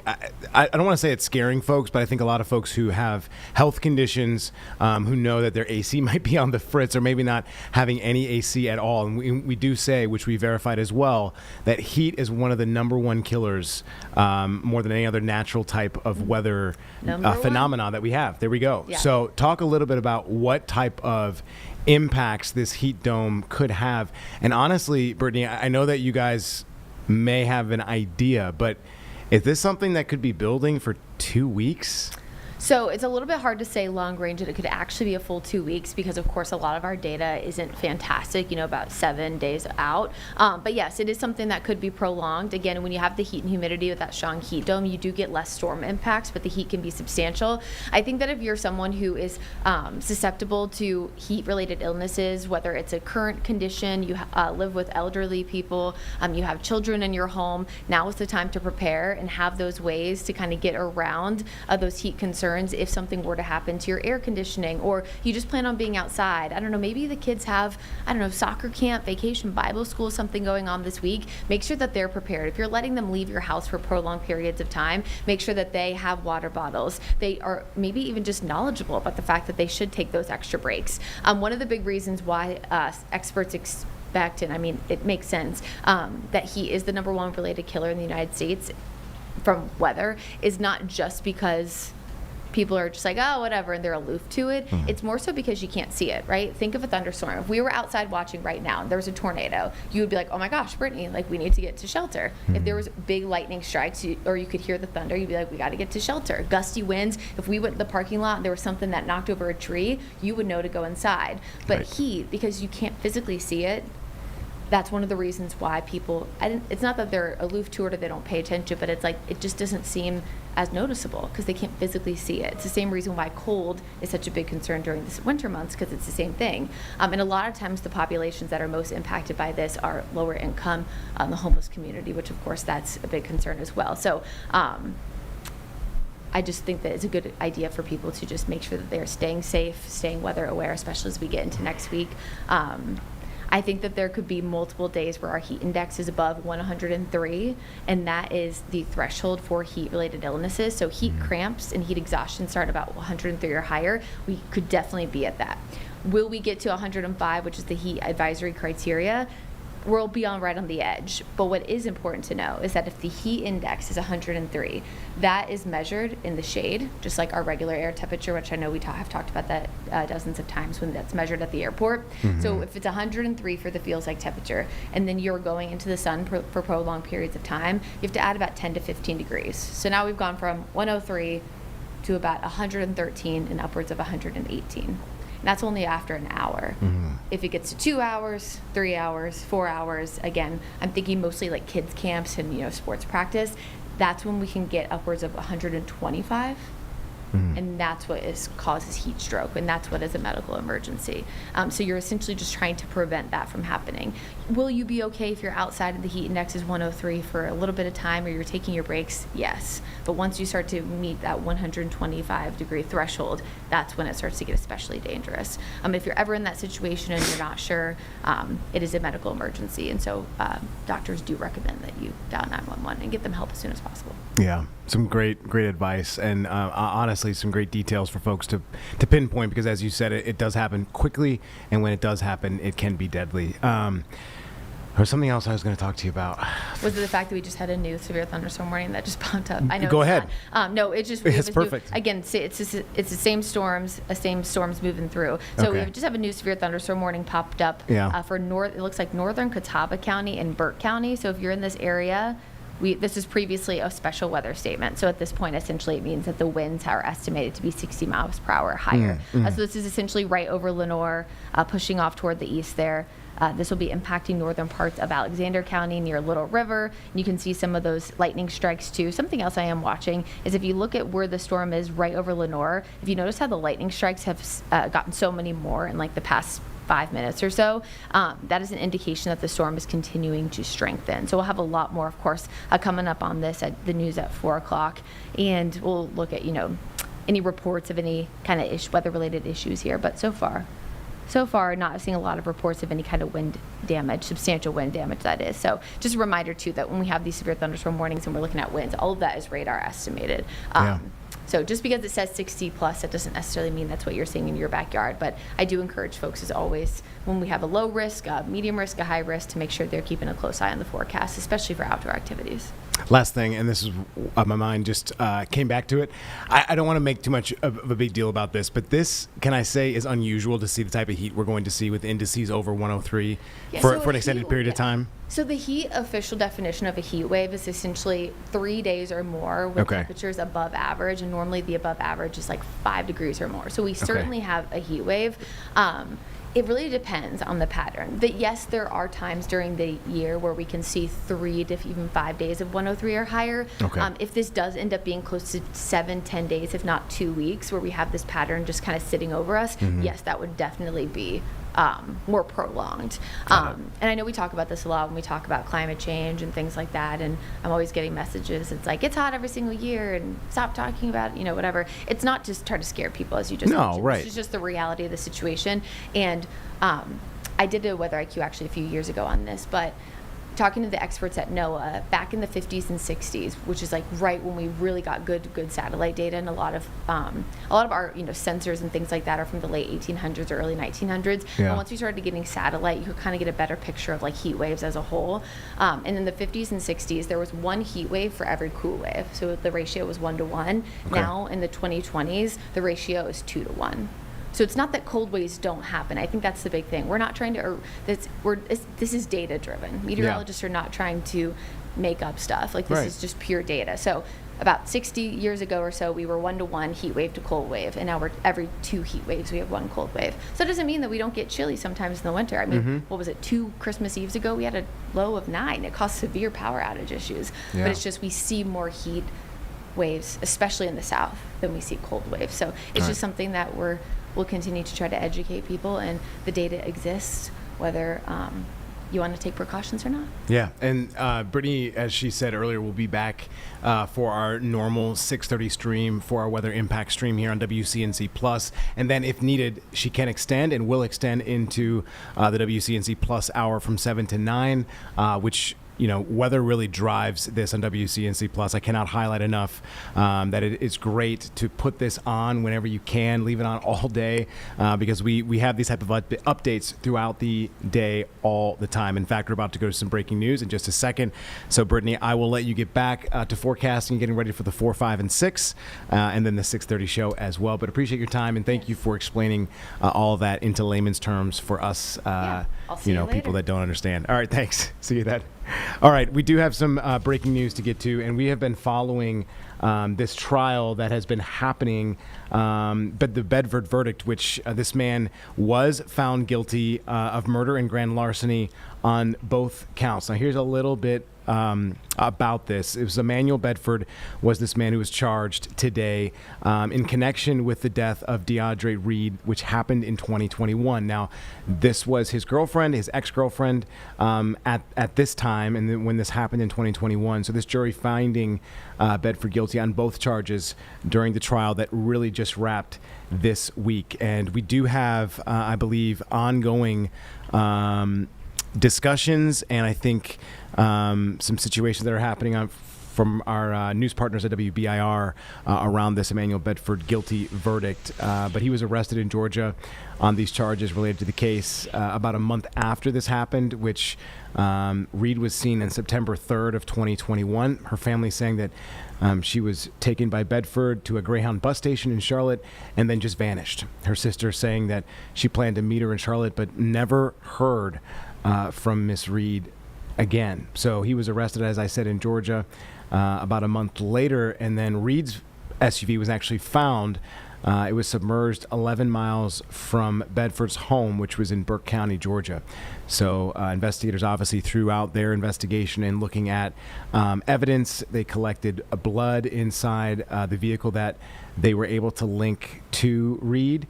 Her body has still not been recovered to this day, though. So still a question mark as to where her remains might be. But an interesting note here that Bedford actually escaped the Chesterfield County Jail in June of 2023 and then went back into custody hours later after his escape. But he was able to slip apparently between bars on the window, something that he had never tried before, but apparently worked. So do we have... Got it. So this is some of the video from when he was... when he escaped and when they got him back into custody. So again, this situation has been really captivating for us here at WCNC, as it obviously dealt with, I guess, location here in Charlotte. And obviously some of the situation did happen in Georgia as well. So WBIR does have a preview presser that we will get to. And Jeb, do we have that right now? All right, we'll do it right now. I'd also want to thank, again, the local elected officials as well as our state partners. One of the reasons we're able to respond so quickly is the sound fiscal management of the state of Tennessee. Them passing the TMA a few years ago, we got cash in the bank, which allows us to respond very quickly, so I want to thank them. Also want to thank my counterparts in North Carolina. NCDOT was a big part of helping us retrieve vehicles as well as manage traffic on this corridor. We'll continue to work with them as we go forward, managing detour routes, and we'll have more information about the repairs as they become available. Before we take questions, I want to offer opportunity for senators to go ahead. You know,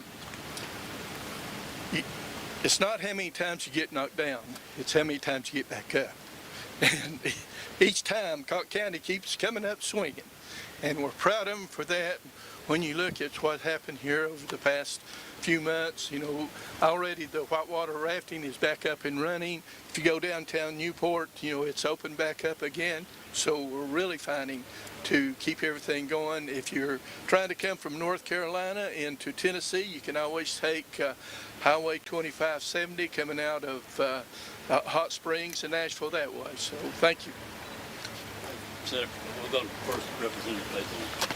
So what I hope the listeners know is that you can still come and raft. There's still rafting right here in Hartford, Tennessee. We want you to come. There's a great little restaurant called the Bean Trees, and even though we're down, we're not out. We will rebuild. We'll continue to rebuild. I've talking with TDOT, they're not stopping all the other stuff that's going on right here. You can see this place has been devastated. All that work is going to continue as this work is going to continue. And the other thing I'd like to say is they're hoping within 2 weeks to have this completely right back open the way it was. So please continue to come here. Our county depends on the rafting and the people coming through here. So all of the viewers, call today. Get a trip coming down the river. Come see how fun this place is and support this economy. Amen. Just once real quickly, I just want to again commend everyone. This is like a miniature version of any disaster such as Helene. You've got the three aspects of it. You got the response, the rescue, and the recovery. And last night's response and rescue was everybody springing into action together. It was our county EMA, our emergency responders, TDOT, and all the folks, the engineers, and all the folks that were already working on this road just sprang into action. And that is why, thankfully, we were able to say today that we have everyone who is impacted by this. It was on the road in the home that was flooded. We've got everyone is accounted for. We have no injuries, no casualties, and everybody's okay, and even the pets were saved. So we want to say that thank everybody who had a part in that, and then moving forward, we're going to be have that same spirit of teamwork and cooperation in the recovery phase. And again, just as everyone here has said, we're hoping in 2 weeks, but however long that takes, we stand ready to help, and we are so grateful for the help from the state and the governor's administration. And just as a Representative Faison also said, the rafting is back up and running. We're hoping to make that better and enhance that as we go along. But we were down talking to the president of the Rafters Association today, and we're on site at one of the rafting companies, and they're up and running. The crowds are having fun. They're doing great. So absolutely, this is a setback. This is not a defeat. And as Senator Sutherland said, we are a resilient and resourceful people, and we are putting that into practice, and that's not going to change, and we are going to come out of this stronger than we went in, no matter what. Thank you. All right, we'll take a few questions if anybody has any, and then we'll get back to work. Anybody? Yes, just how big of a miracle is it that there's no injuries, everyone's accounted, and everyone can walk out safe? Well, anytime you have something of this nature happen, which is obviously a force of nature, then when you come out of it with no injuries, we are very blessed and fortunate to be able to get through that. And so we're just happy about that. But much of it is due, as has already been said, to our first responders. The people in this community responded immediately. People were out here helping each other, and our workforce out here was helping those that were immediately impacted as part of this. And so we're thankful and grateful that everybody did come out okay. Does this change the engineering of any of the work that was going on post-Helene? You want to answer that? I would say we do have some sites that we were working on that were impacted by this. The good thing is we got forces here. We've had forces here since Helene, so I'm confident that we'll be able to. This site you see behind you is the most, what I'll say, invasive with regards to the improvements that are going to have to be had. But again, we've got a good plan. We've I think shown a track record that we can respond when things like this happen. So I'm confident in TDOT. I'm confident in our engineers, and we're going to get it done quickly. What caused the rock slide? Well, we're still piecing that together, but the long and short of it is that's a lot of water in a very short period of time. Okay, when you have 2.5 to 3.5 inches of water that's very localized in a very short period of time, these things can happen. We are in summertime, and these storms pop up, and there was a flash flood warning that was issued, thankfully, by the National Weather Service. So, I would just say when folks hear that, you need to take those kinds of things seriously, and thankfully, folks did, and agencies were able to respond quickly. So I think that's a big part of it. We know you said 2 weeks, hopefully 2 weeks. What kind of work is going to go into making sure that the side of the roads are clear and everybody that's working on that side of the barrier is safe to continue to do that work? So this is what we do. Challenges when it comes to engineering and constructing things are what we love to do every day. So there'll be work going on over here at the same time there is over there, but we do challenging work all the time. We're not worried about that. As far as the scope of the repairs, what you'll see behind me, without getting too into the weeds, is you'll see some of this material that's on the side of the hill have to come off. You'll see what we call some scaling and trimming, where we actually take some of the loose rock off, and then we'll make sure that we get that county road up there, that slope safe, such that we don't have those issues in the future. May end up putting some rock drapes on there that are pretty common in this area.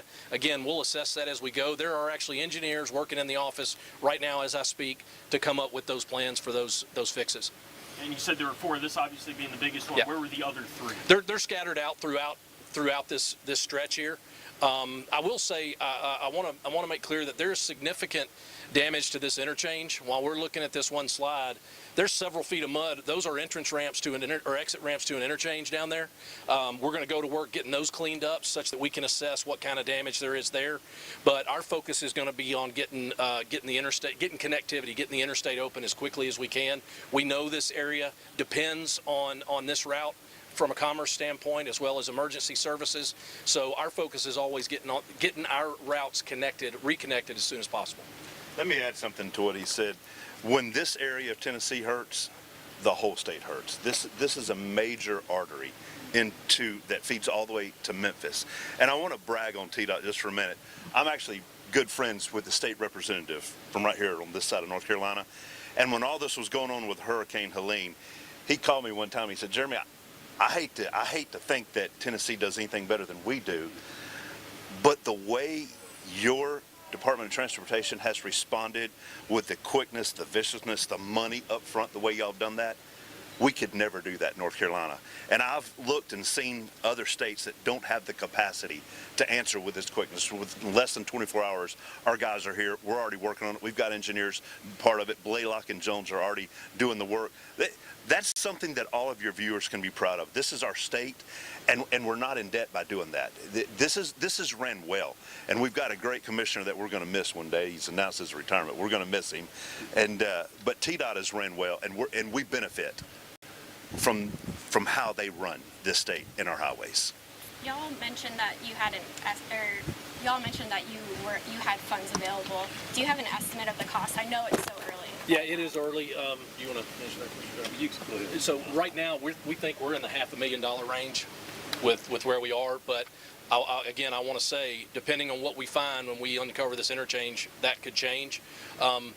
Unfortunately, we have a little bit of experience here lately with what these types of repairs cost, so we have some pretty good information on that, but that's where we're thinking right now, somewhere around $500,000. And the reason that's so important for a state like Tennessee to have that money is we're not dependent on another federal agency for us to go to work. We can go to work right now, and that makes a big difference in getting connectivity restored quickly. Which was the big difference that they experienced there in North Carolina, and that because the action that was taken on part of the legislature to give TDOT dollars before we had these kind of incidents, so that we could react immediately and not have to wait on the federal government to come in and bail us out. So we were able to get to work immediately and put these dollars to work and get this work done. And so that's the important difference between that. For any of the elected officials here, knowing we're 7-8 months removed from Helene, the initial disaster, seeing this happen again, what was kind of going through your all's heads, hearing that this same area was once again being impacted by flash floods and devastating slides? When you first get the report, obviously we're still in trauma from, we still got that, ears are still ringing from 8 months ago.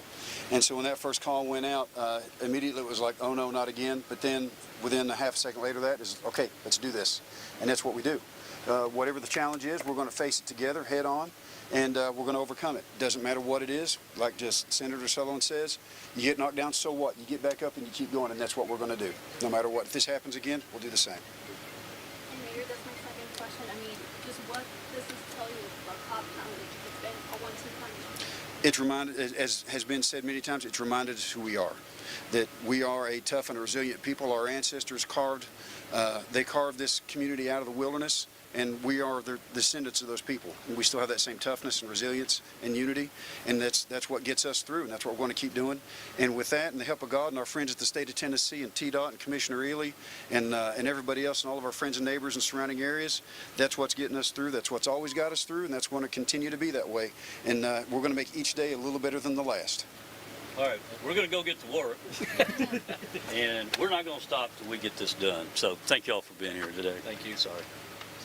Thank you all. Thank you all. Thank you. Thank you.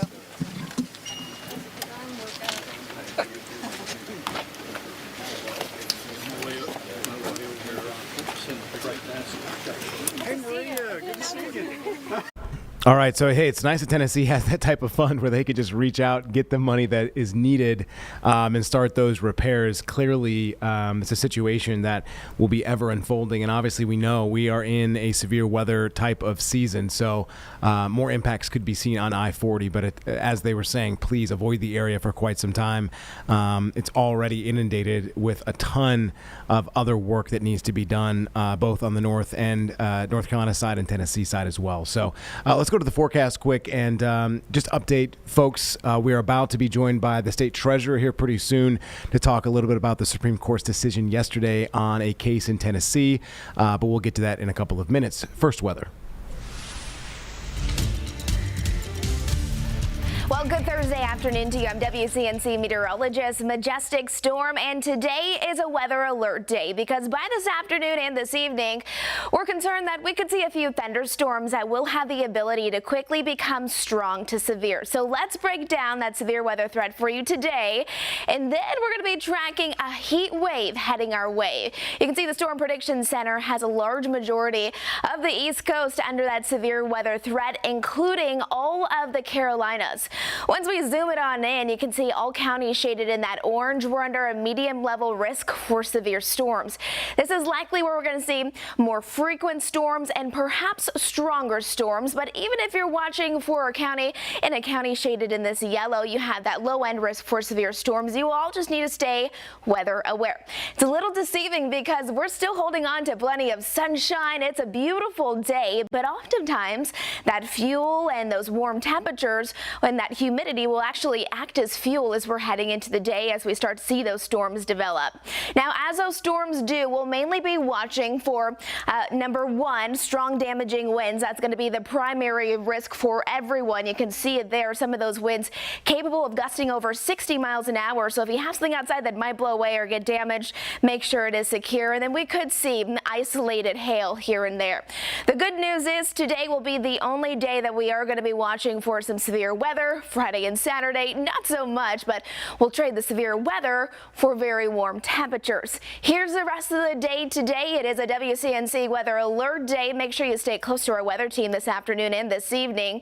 You can see how the timeline plays out. Temperatures rise back into the 90s, staying very warm even after dinner time. And the best opportunity for those storms to become strong to severe will be between about 2 o'clock this afternoon and 8 p.m. tonight. While strong damaging winds are our number one concern, we're also going to be watching for brief heavy downpours, frequent lightning. You may even hear some loud rumbles of thunder. So it's going to be one of those days where if you have something to do outside, get it done sooner rather than later. Futurecast looks like this as we're heading into that 2 o'clock time frame, starting to see some of those storms move in across the mountains. Here's about 4 o'clock hitting Statesville, Taylorsville, Hickory, Lincolnton, and really east of Charlotte, not so much. Pausing time now. Here's 7 o'clock. A few of those storms roll through. It's important to know that these storms will be very scattered in nature, so not everyone will see them, but the people who do, you just need to know that some of those storms could become severe. Then as we're heading into tomorrow, it's going to be just a beautiful hot Friday. You can see our high temperatures for us today, back into the 90s we go, but look at this. We're going to see those temperatures drop a degree or two tomorrow, and then here we go. That heat wave is on the way. Next week, we'll be forecasting and tracking very carefully for you a heat wave bringing back dangerously hot conditions. Let's talk about this upcoming weekend. If you have any plans, here's Saturday at 4 o'clock in the afternoon. This is what it's going to feel like, mid to upper 90s. But if you have plans on Sunday, look at this, our heat index value, what it will actually feel like into the triple digits from Charlotte, Monroe, out towards Wadesboro. Monday, heading into early next week, again, about 104 is what it could feel like for areas like Rock Hill and Chester. So that's what we're really going to be watching for you very carefully.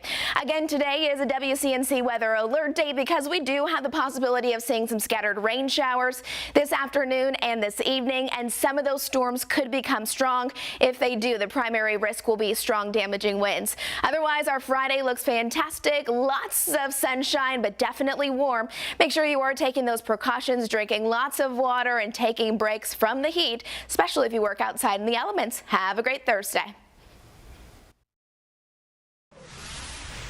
All right, so we are actually going to be jumping here pretty soon to talk to the North Carolina State Treasurer Brad Briner here. Yesterday, we had a Supreme Court ruling on Tennessee's law, which is SB 1. And this law restricts access to treatments like puberty blockers and hormone therapy for transgender youth. Now, this 6-3 decision upheld by the conservative majority makes sure that this law stands in Tennessee, and that it does. It's been an anticipated highly anticipated ruling, I should say, and then it does have some connections to North Carolina as well, which is why we bring in the state treasurer today. So, State Treasurer Brad Briner joining us. Thank you so much, Mr. Briner, for joining us on this holiday, by the way, as well. So certainly not lost on us that you are here talking to us on a day that you could be anywhere else. So we appreciate your time, sir. This has a big ramifications, I think, not just on our state, but on other states as well. And it could help resolve a legal dispute here in North Carolina that's been ongoing for decades. So let's just start there, if you would, kind of lay the background for us on what you saw come from the Supreme Court ruling and what this could mean for the Falwell versus Cadle case. Sure. Thanks for having me. We do expect that the Cadle versus Falwell case will be at least partially resolved by virtue of the ruling yesterday. And so wanted to make sure that we were clear in communicating to our members. We sent out a press release yesterday telling people what we expected. We don't know that yet. The Supreme Court hasn't remanded our case back to either the Court of Appeals or the District Court. That we think they will. I think it's very likely given the subject matter is so similar. And so we would expect that ruling in 7 days or so, which ought to clear the progress for the Cadle versus Falwell case to come to some resolution in the very short term. And Treasurer Briner, this stemmed from, I guess, the exclusion of transition-related medical procedures and medications based off the state health plan coverage. So that exclusion dating back really to the 1990s. There was 1 year where there was an exception in 2016. So this all kind of dates back to the 4th U.S. Circuit Court of Appeals that split that 8-6 ruling in April of 2024. So that's the ruling you think will be figured out, right? Is that what you're kind of talking about? Yes. So what happened in Tennessee and what's going on in North Carolina are very different things, but they relate to the same issue. In North Carolina, the basis of this litigation is really around who pays for these procedures, whereas in Tennessee, it's whether these bans can exist at all. But they should be resolved by virtue of the Supreme Court's ruling yesterday conjunctively. For us, it's a question of whether the state health plan can or will pay for any related procedures to these. Okay. And I know that there are more than 20 other states that have similar type of laws in some sense. And I guess my question to you is, have you spoken to other states on what could happen? And do you see potentially a ripple effect, just like we may see here in North Carolina, that we will see in other states because of the ruling we saw in Tennessee? And most of those other cases, at least as I understand it, are really around the legality of the procedures and the laws that have been passed in those states. I'm certainly not an expert in West Virginia law or other states, but for us, it is really about whether the state health plan can cover these procedures, can use state funds to pay for them. We're subject to an injunction, as I think you know, where we are covering these procedures right now, and we have been for the last 3 years. We did for 1 year back in 2016, but other than that, have not for the better part of 25 years here. So what we really want to hear from the Supreme Court here and expect that we will hear is that we can manage the North Carolina State Health Plan in accordance with the wishes of North Carolinians. And that's why we fought this case to its end. That makes sense. That makes sense. In terms of how this could change for those that are insured, what could they be responsible for with this change by the Supreme Court that we expect here in North Carolina? What does that look like? Do you know? I won't get into all the specifics because there's a number of them, but ultimately we maintain what's called an exclusions list. And we're in the position of trying to do as much as we can for as many people as we can who are members of the state health plan with the limited resources we have.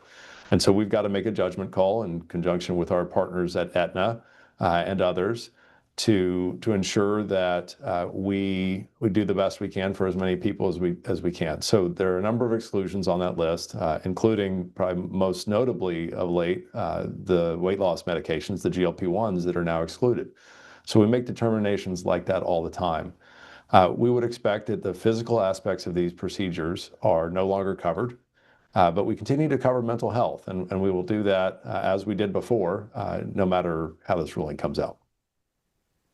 Awesome. Last thing here, and I know it's very preliminary to kind of discuss the budget at the federal government right now, but there's been a lot of discussion how Medicare and Medicaid could be affected. I know those are different programs, but in layman's terms, there's a pot that I know there's type of money that goes to certain things across the state budget that is really affected by what we get from the federal government. And at this point, is there anything that could be impacted within the state health plan that relates to either the coverage that we've been discussing or anything else that maybe folks should know here in North Carolina? As I said, the bill is still working its way through the federal government, so we still don't know those concrete plans, but I'm sure you guys are thinking about that and how that pertains to North Carolinians, because it's a growing state as well. Sure.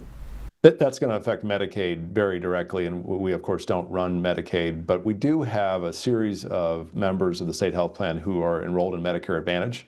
So Medicare Advantage reimbursement rates, which are part of this whole conversation in Washington, D.C., matter very much to the fiscal health of the state health plan. So we're watching that closely. But most importantly, and just to kind of come back to the beginning here, the ruling that we expect out of the Supreme Court here allows us to manage the finances of the plan on behalf of all of our state employees better than we could before this ruling. So we're excited to do the most we can for the most members of the plan going forward in accordance with the wishes of North Carolinians, and that's pretty validated. Well, I appreciate you allowing me to ask open-ended questions and you fielding all of those. You did certainly sound like an expert on many of the topics we discussed. So, again, appreciate your time. Treasurer Briner, thank you so much for spending time with us on a holiday as well. We hope you have an amazing rest of the day. Anything else, before I let you go, that maybe we missed or that you wanted to elaborate on? Anything else that you think is important here to our viewers in Charlotte? No, just that we inherited a big deficit in the state health plan, and we are doing our best to make sure that we are keeping that plan solvent and sustainable for the long run. Cadle versus Falwell is one more piece of that. We are committed to doing what we can for all the state employees with the resources we have, and the more degrees of freedom we have to do that allow us to manage this plan better. And so you have our commitment that we're doing that, and this is part of it. Well, and you certainly show up, so we appreciate you listening and taking our questions as well. So have a great day, sir. Thank you again. Appreciate it. All right, Treasurer Briner there. We appreciate that. Man, if anybody is golfing over the next couple of days, please take precautions. Make sure you are drinking water. I'm sure the tee times in the morning are probably all gone. But we did have a discussion with Greenwood Golf CEO Chris Word, joining Live Impact News a little bit earlier, discussing the organization's annual Juneteenth celebration that they're going to have this weekend. We've seen celebrations stretching back even to last week at Ebony Fest in Gastonia. So this was a really cool piece and a really good discussion for those who want to go and celebrate this weekend. Listen in. All right, so let's switch gears. Let's come back home. So we have a guest here. We have a live guest, and he has a unique story. I got a chance to talk to him as he was coming in. He's a Notre Dame grad. St. Louis? East St. I'm sorry. Let me. Can I start all over again? I'm gonna start all over again. He's a Notre Dame grad from East St. Louis. Yes. Has a passion for not only golf, but a passion for the community. Yes. And you put that together, and you have Greenwood Golf that doesn't only promote diversity, but pays homage to the past. Yes, exactly. And to our history. Exactly. It's Chris Word. You recognize him. You recognize Chris Word. Yes. Greenwood Golf. Hope so. How are you doing today? Doing well. Doing well. Honored to be here, and my condolences for the Emmanuel 9 as well. For those who don't know, I feel like I gave a pretty good intro. Greenwood Golf. Well, how would you describe Greenwood Golf? Greenwood Golf, short and sweet, is about self-sufficiency. And this is what I mean by that. When you have opportunities or you see issues within your community, you figure out a way to find solutions. So I pay homage to Greenwood, District of Tulsa, Oklahoma in that way. And kind of going back to the past, when you had no other way, they figured it out and they became self-sufficient. So when I look at the golf community, that's what I wanted to do. as well. We want to see diversity in the sport. We want to see diversity at the highest levels, the PGA Tours, the LIV, the collegiate scholarships. We have to do something as a community to create those opportunities, and that's what spawned the idea. You've been in the Charlotte area for about 10 years. Yes. What attracted you to golf? It's been a love-hate relationship. I feel like I know what you mean. Yes. So I got into golf, truth be told, my mother got me in the Tiger Woods era, in the late 90s, summer program in East St. Louis at Grand Marais Golf Club. She would drop me and my brother off. We would play, hit balls, and you put it down, right? East St. Louis, inner city, we played basketball, we played football, we raced in the streets. Those are things that we do. Then you get to college, and then golf becomes that, you want to go play around the golf? Sure. So I picked the clubs back up in college, definitely at Notre Dame, and then it just carried me through. It became, I caught the bug early, and it became that thing that I just couldn't let go. And then as you begin to age and travel, it's hard to find where the best pickup basketball places are. Then you realize I'm not as young as I used to be. The knees and exactly. So then golf became that outlet, and it was easier to find a golf course in any city that I was in and where I could play basketball, and it just stuck. I mean, so it's one thing to have a passion, but it's another thing to start a company. Yes. But okay, when did when did the idea come about, and then when did the action follow? Great question. So in Charlotte, here we are, been 10 years now, but about 3-4 years at that point. I'm playing golf every weekend. Children and wife, and it was like, I'm gonna go play golf this weekend. Right. So I competed on the amateur level and like Golf Week Tour, and would just run into people, see people, be inspired by people that I saw on the course. But what we talk about a lot is, I wish I would have played when I was younger. I wish I had the resources or the tools or the exposure to play when I was younger. COVID happened. We couldn't do anything but play golf. That was probably the only thing you could do with other people at that period of time. So golf got another, what I call, renaissance in the sport. That's where a lot of people went to for their exercise, their outlet, and you just see it take off. So the idea happened when you sit down and you think, if I want to build, create, or help youngsters get into the game, well, we need finances. Well, you could build a company based on like asking companies for money. A lot of nonprofits do that. Or you can create a company that sells a product that funds all the ideas. So I started Greenwood Golf with the idea of becoming the first black-owned golf distribution company. And we have a golf ball, the Greenwood Golf Ball, which if you're available or interested, greenwood.golf, excuse me. If you're in Charlotte, it's at most of the public golf courses here in Charlotte to purchase.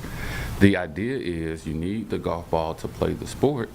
If the community picks up the golf ball, uses the golf ball, now we're starting to make money, and now we can support and build and get youngsters into the game and create these things. So instead of me going to your Wells Fargo and Bank of America and saying, give me money to fund my idea, community, self-sufficiency, support the product, and we'll build it ourselves. Oh, wow. So using that product to help fund the events and the dreams of the next generation, right? Exactly. That is the vision right there. Because I've seen some of the stories that we've covered with you guys and the initiative. I mean, you guys do great work. You're doing great work. Thank you. What is that feeling like when you golf is not an easy sport. It's not. But when you see those young people or people first picking up that golf club and it starts to click. Yes. For you, what is that like? It is it's exciting, it's inspiring, and I'll tell you, one of the things, golf is like a personality trait. Like if golfers have that, because if you think about it, like it's the one sport where you get the immediate response that you did that wrong, and you did that very wrong, right? So you can play basketball and pass the ball to somebody else to take the shot, you still win the ring, you can still celebrate. But in golf, you have to hit the ball, you have to hit the putt. So it's the constant feedback of self-improvement. And when you see that person get it, and not only get that part, but they want to learn more, they dig into it more, they catch the bug, you can almost tell kind of the trajectory of where they're going to go, because then they start to reflect on their own personal development. And that's why I think the golfer is, again, that personality trait, because you can look at the person next to you and say, it's all right, man, next shot. Or I know exactly where you've been. Or it's okay, let's have a talk, because we relate to failure. We constantly fail every time we're on the golf course. But when you can talk about improvement and how to actually take action to it, it's a beautiful thing. What have you learned the most? Before we get into the event, I know you have an upcoming event, but what have you learned the most through the game of golf, through your company? Yes, a lot in that. So I'll add this thing. What was a couple days ago was Father's Day. Happy belated Father's Day. Thank you. I appreciate that. I had the best Father's Day ever. I actually did a video on Instagram. Oh, now you got to tell us what you did for Father's Day before you answer that question. 36 holes of golf. Oh, I'm sorry, 36?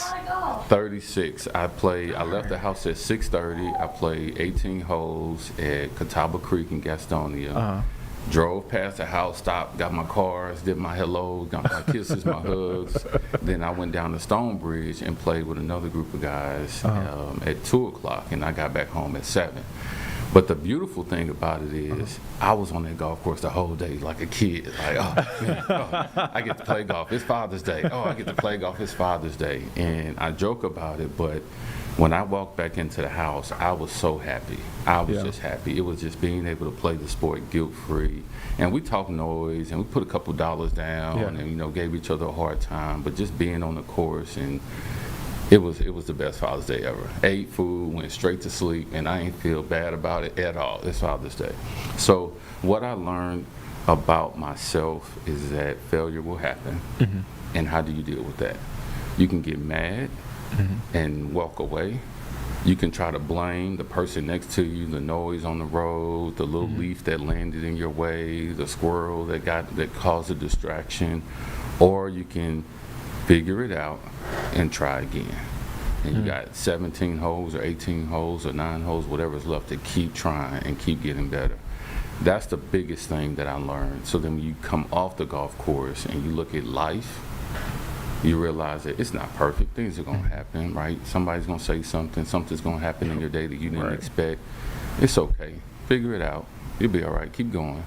So that's one of those life lessons that kind of come out of golf, on top of the relationships that you build with people on the course. Man, Chris Word with the word, man. Man, with the word. You can tell there's been a lot of self-reflection on the golf course. 36 holes. It's a lot of good and bad. It's a lot of good and bad. Juneteenth. Yes. You have an event this weekend, Saturday. Yes. In Matthews, right? In Matthews, at Emerald Lake Golf Course. So golf has several different layers. You have the course play on course, and then you actually have like tournament play. And then the charity tournament is its own little layer. So my idea with Juneteenth, around the time where it became a federal holiday, let's invite all of the golf clubs around Charlotte. There's so many different golf groups, official, non-official, that get together, bring the community out, self-sufficiency. Let's raise money for the next generation of golfers. Everyone thinks about First Tee as you want to give to the youth about golf, give to First Tee, but there's the Golf Fund, there's a Perfect Swing, there's Johnson C. Smith University's golf team here in Charlotte. They need financing, they need funding. So if you love golf and you're into the sport and you want to do something to support the next generation, play in our Juneteenth event, have a great time. Like we pull out all the stops. I'll drop a little secret. During our registration, we're going to have a classic car show as well. So while people are they're mingling, they're warming up. It's going to be, I got a 1970 Chevelle. There's going to be just all types of cars out there. Wow. Just to create another layer of interest into the event. But we're pulling out all the stops. So that's our big event for the community. How's it grown since the first year? It's year 5 right? It's year 5. The first time I did it was 2020, and it was really just me sending out a text message, hey, let's do something to honor Juneteenth. Yeah. So we had an event, and then the group of us with our significant others went to Ruth Chris for dinner, and we sat down and just talked about where could we take this thing. Now, if you know me, you know All I need is just, I catch the thought. I'm one of those people where I catch the thought, and 30 minutes later, I'm like, here's a whole business plan. Right. If you're serious, we can really get this done. So we sat down and we talked about it, and I just ran with it. And the next year we grew to about 40, the next year to about 80. We had galas for 2 years in Concord. And this year we're doing a day party at Emerald Lake as well. So just trying to bring the community out. A lot of people don't feel comfortable on the course. It's like if I don't play, there's no reason for me to be there. So come to Juneteenth just to hang out and get a feel for it, and that may intrigue you to just trying to pick up a club and hit a ball. Oh man, I love that because again, people feel intimidated when it comes to certain things, trying new things. And so this is a window to maybe you want to swing a golf club, maybe you want to do 18 holes instead of 36. Instead of 36, right. It's not for the faint at heart. It's not for the faint at heart. You're a pro at it. Hurting just thinking about it. Right. I was like, wait, 36? That's a lot of golf. And I got to mention this because I did my research before I let you go. Chris Word, not only the CEO of Greenwood Golf, he was named Entrepreneur of the Year by African American Golfers Digest back in 2023. In 2023, yes. Man. Yes. Thank you. Congratulations. Thank you. I appreciate that. That spawned out of the idea of the golf ball, right? Yeah. We started the golf ball really trying to figure out a way in this space. You have the Titans, your Titleist, your Bridgestone, your TaylorMades.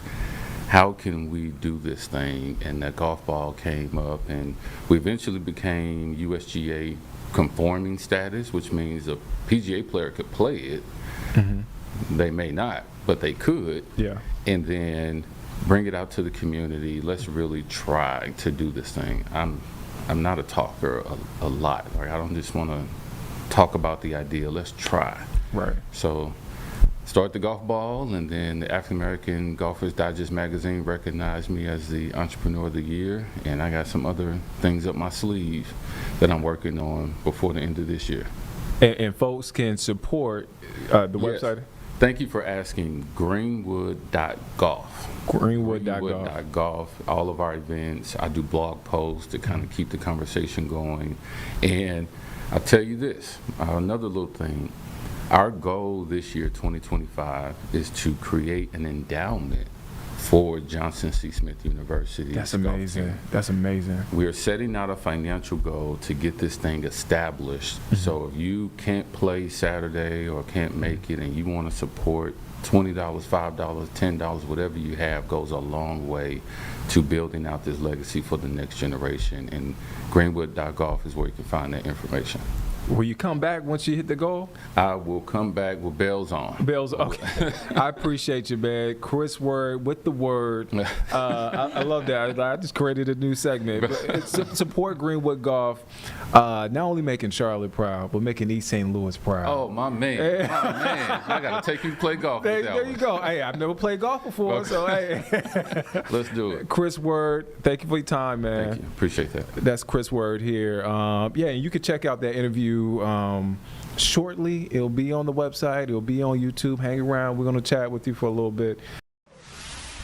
Yeah, it's great to see so many events and so many cool things around Juneteenth, and obviously this celebration. Obviously seeing the state of North Carolina, the governor today formally obviously announcing that Juneteenth was a holiday in the state as well. And Ebony Fest, talked a little bit about that earlier. It did happen on Saturday, but it continues tonight even, 6 to 10 p.m. actually in Gastonia. And there'll actually be a parade down, or there was a parade, this weekend on Main Street. But tonight it'll be capped with fireworks at 9:30 p.m. So we spoke to the really creator, the person who kind of thought of this and really brought it to the forefront to make sure that it was highlighted. We spoke to her in an interview, and we have it for you right now.